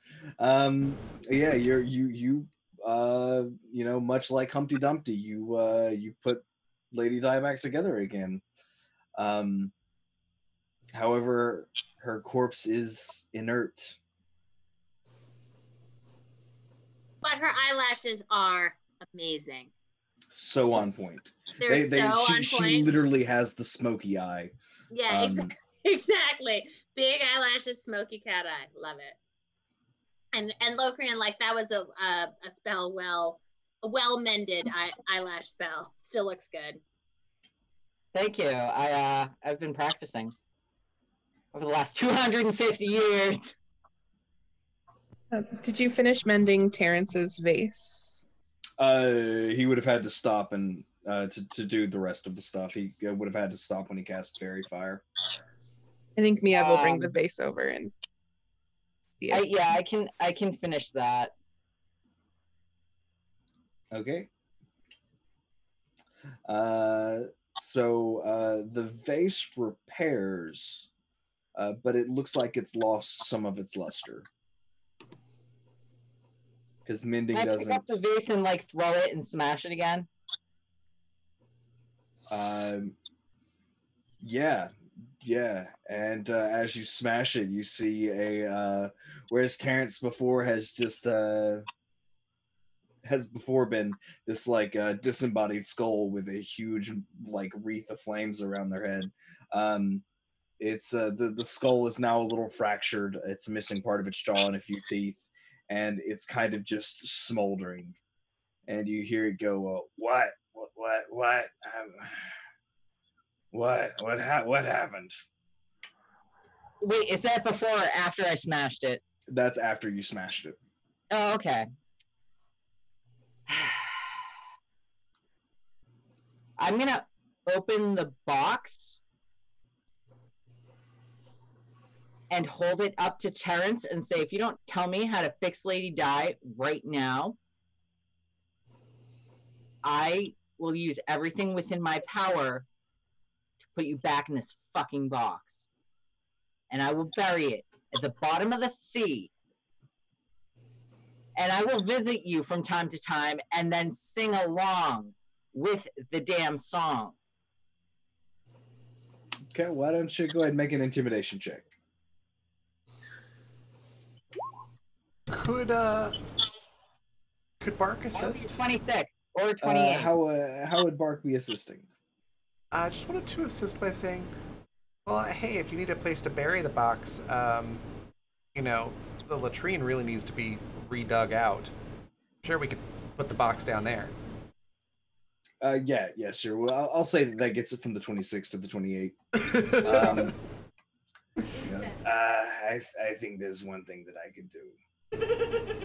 It's only one thing. And the skull hovers over to the reassembled figure of Lady Di, and the smoldering stops for just a second. And in a deep, booming voice, Terrence goes, "You know, I would ask you to marry me, but your finger was too fat to fit the ring." And with that, Lady Di's eyes flutter.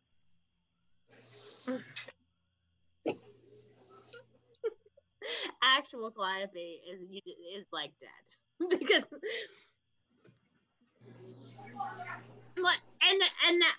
and she's like, you don't even have a knee to get down on, Terrence. And she swoons. And at this point, you all would notice that Terrence is dissipating into the air, having Where are used you the going, last. you asshole? You can't just fucking walk out on us again. Look, it took a lot of energy to reach your soul from this plane. I think I need to check out for a little while. I'll see you around. And she's immediately awake again. Do I know if he's going to the ethereal plane as a ghost? I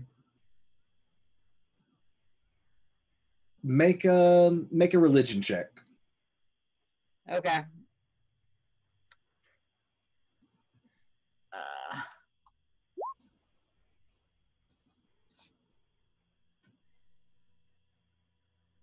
I'm gonna say you're not really sure. Ghosts are weird. Can I cast blink and go to the ethereal plane to see if I can see anything going on? I'm gonna cast blink and go to the ethereal plane and see what's happening in the ethereal plane. Okay, and as Terrence is like dissipating, I'm like, you can't leave before Fuchsia Day. I didn't even get to hate your flowers yet. Look, Fuchsia Day was like this. This is honestly kind of a blessing. I gotta hate Fuchsia. But you don't mean that. I hated Fuchsia, but I didn't hate you. I think Bark is just before Terrence goes away. I think Bark's just gonna chime in and be like, "Wait, so insulting Lady Di is good? Shut up! Your color palettes are awful." Up! And I'm just like, Terrence, my cheeks are falling off again. You always do this. Go ahead made and you come back to life a minute ago. Seriously, shut up, Bark. You are out of your league. Go ahead and roll a d20 for me, Kat.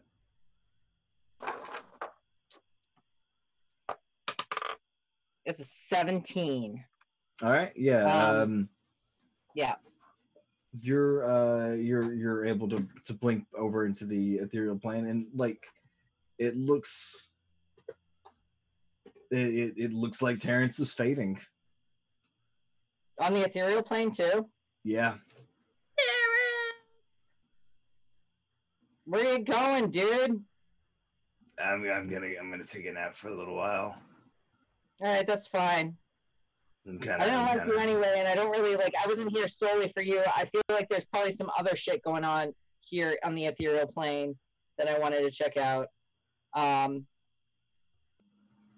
Plus, also, why the f are you like stringing Lady Di around when you guys don't even really like each other? Or maybe I'm misreading that, but anyway, like she could probably do better, and you know that.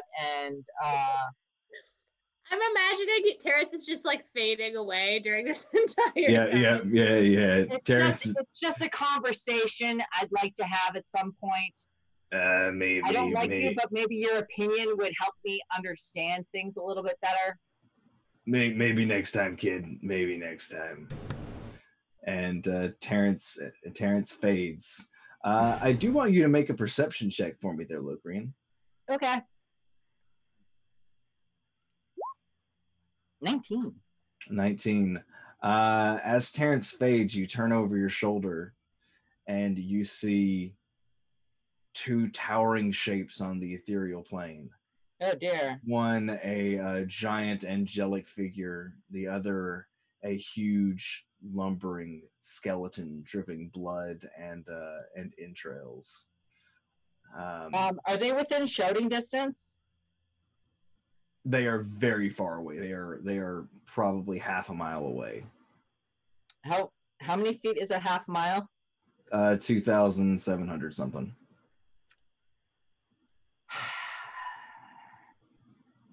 Is the ethereal plane kind of like the Nether in Minecraft, and you can round no things down idea. to the nearest eighth?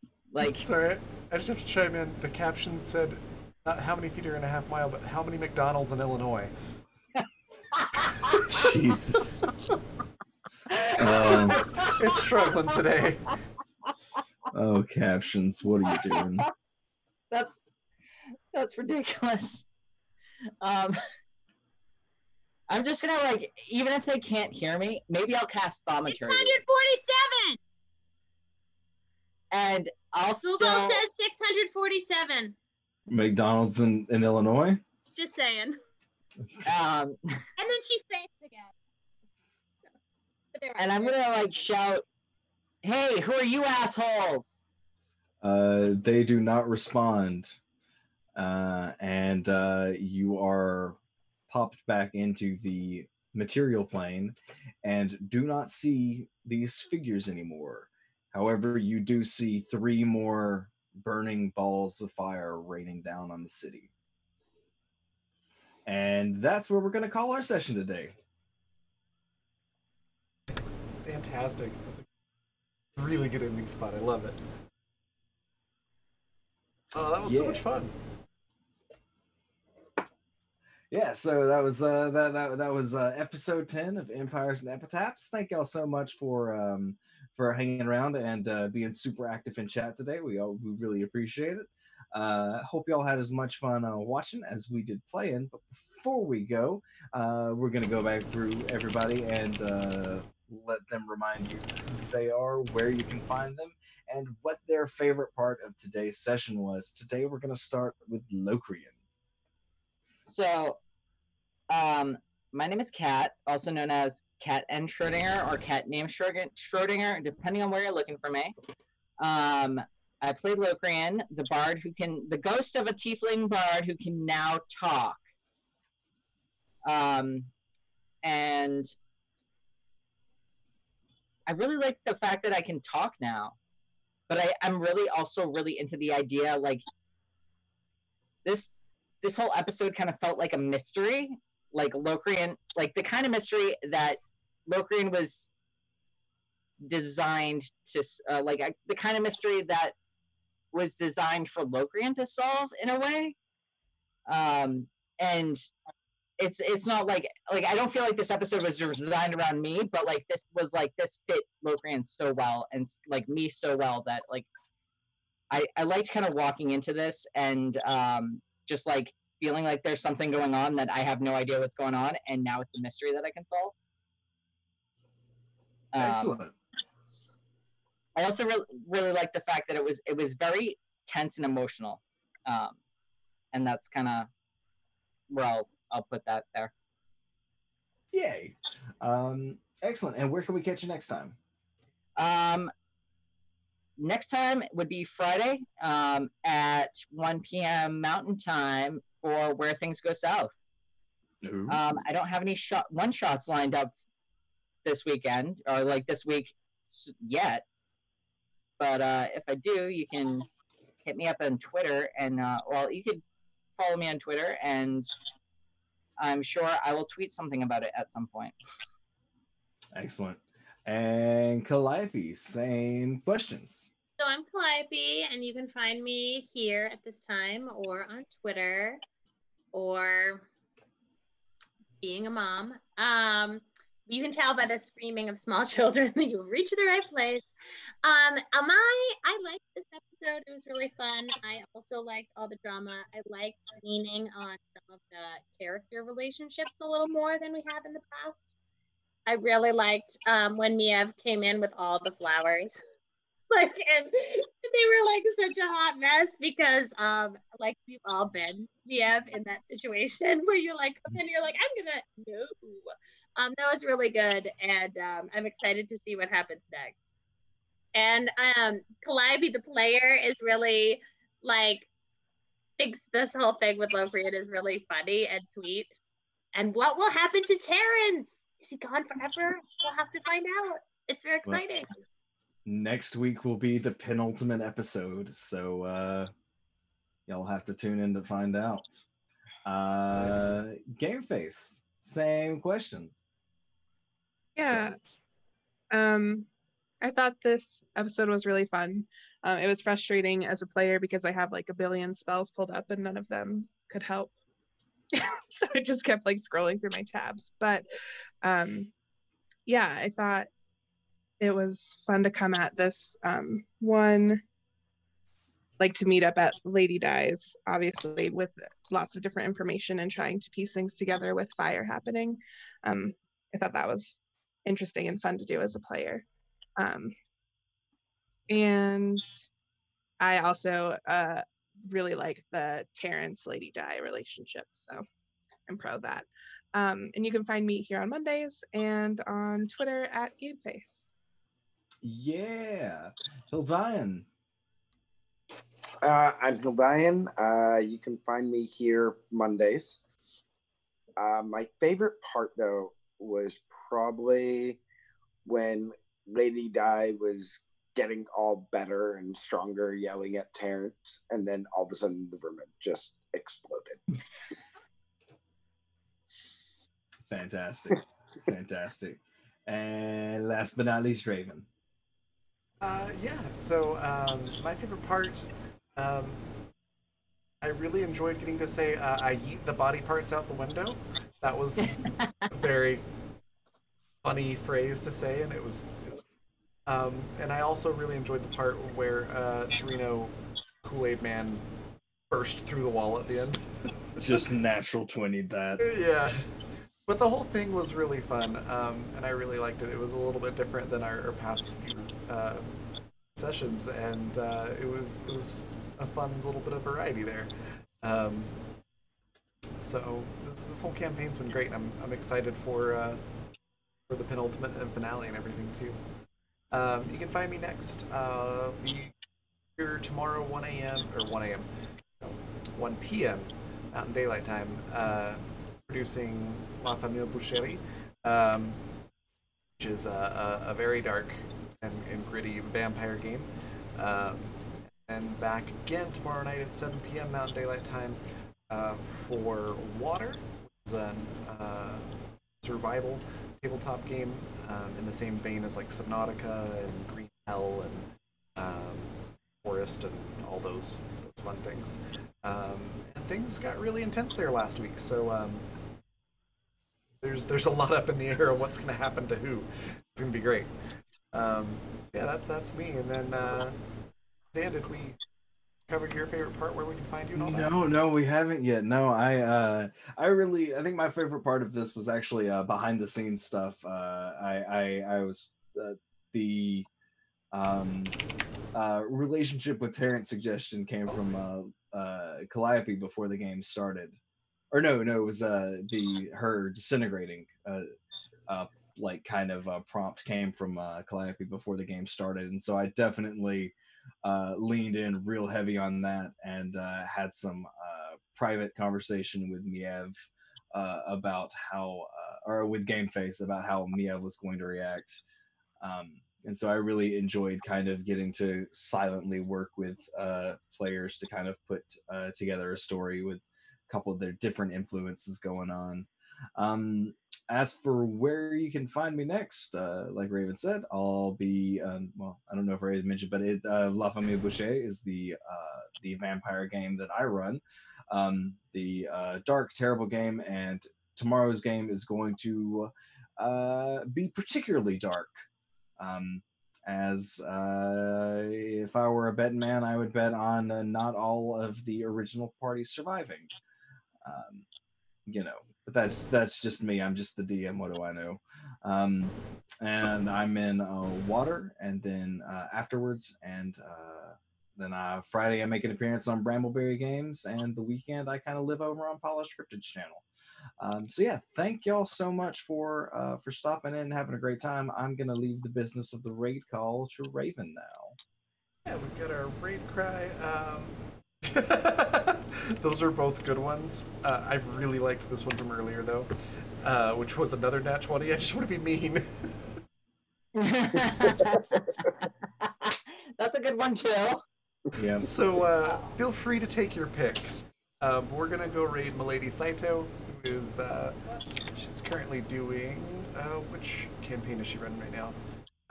Isles of Rhea. I don't know if I'm pronouncing that right. But it's a really cool campaign that she's been running for a while over on her channel. It is also D&D with some fantastic people over there. Definitely give them all a follow if you're not doing so already, because they're fantastic, and especially Saito. She's great. She's been over here a few times as well. Yeah, we've got a raid cry, and then I will see you all tomorrow.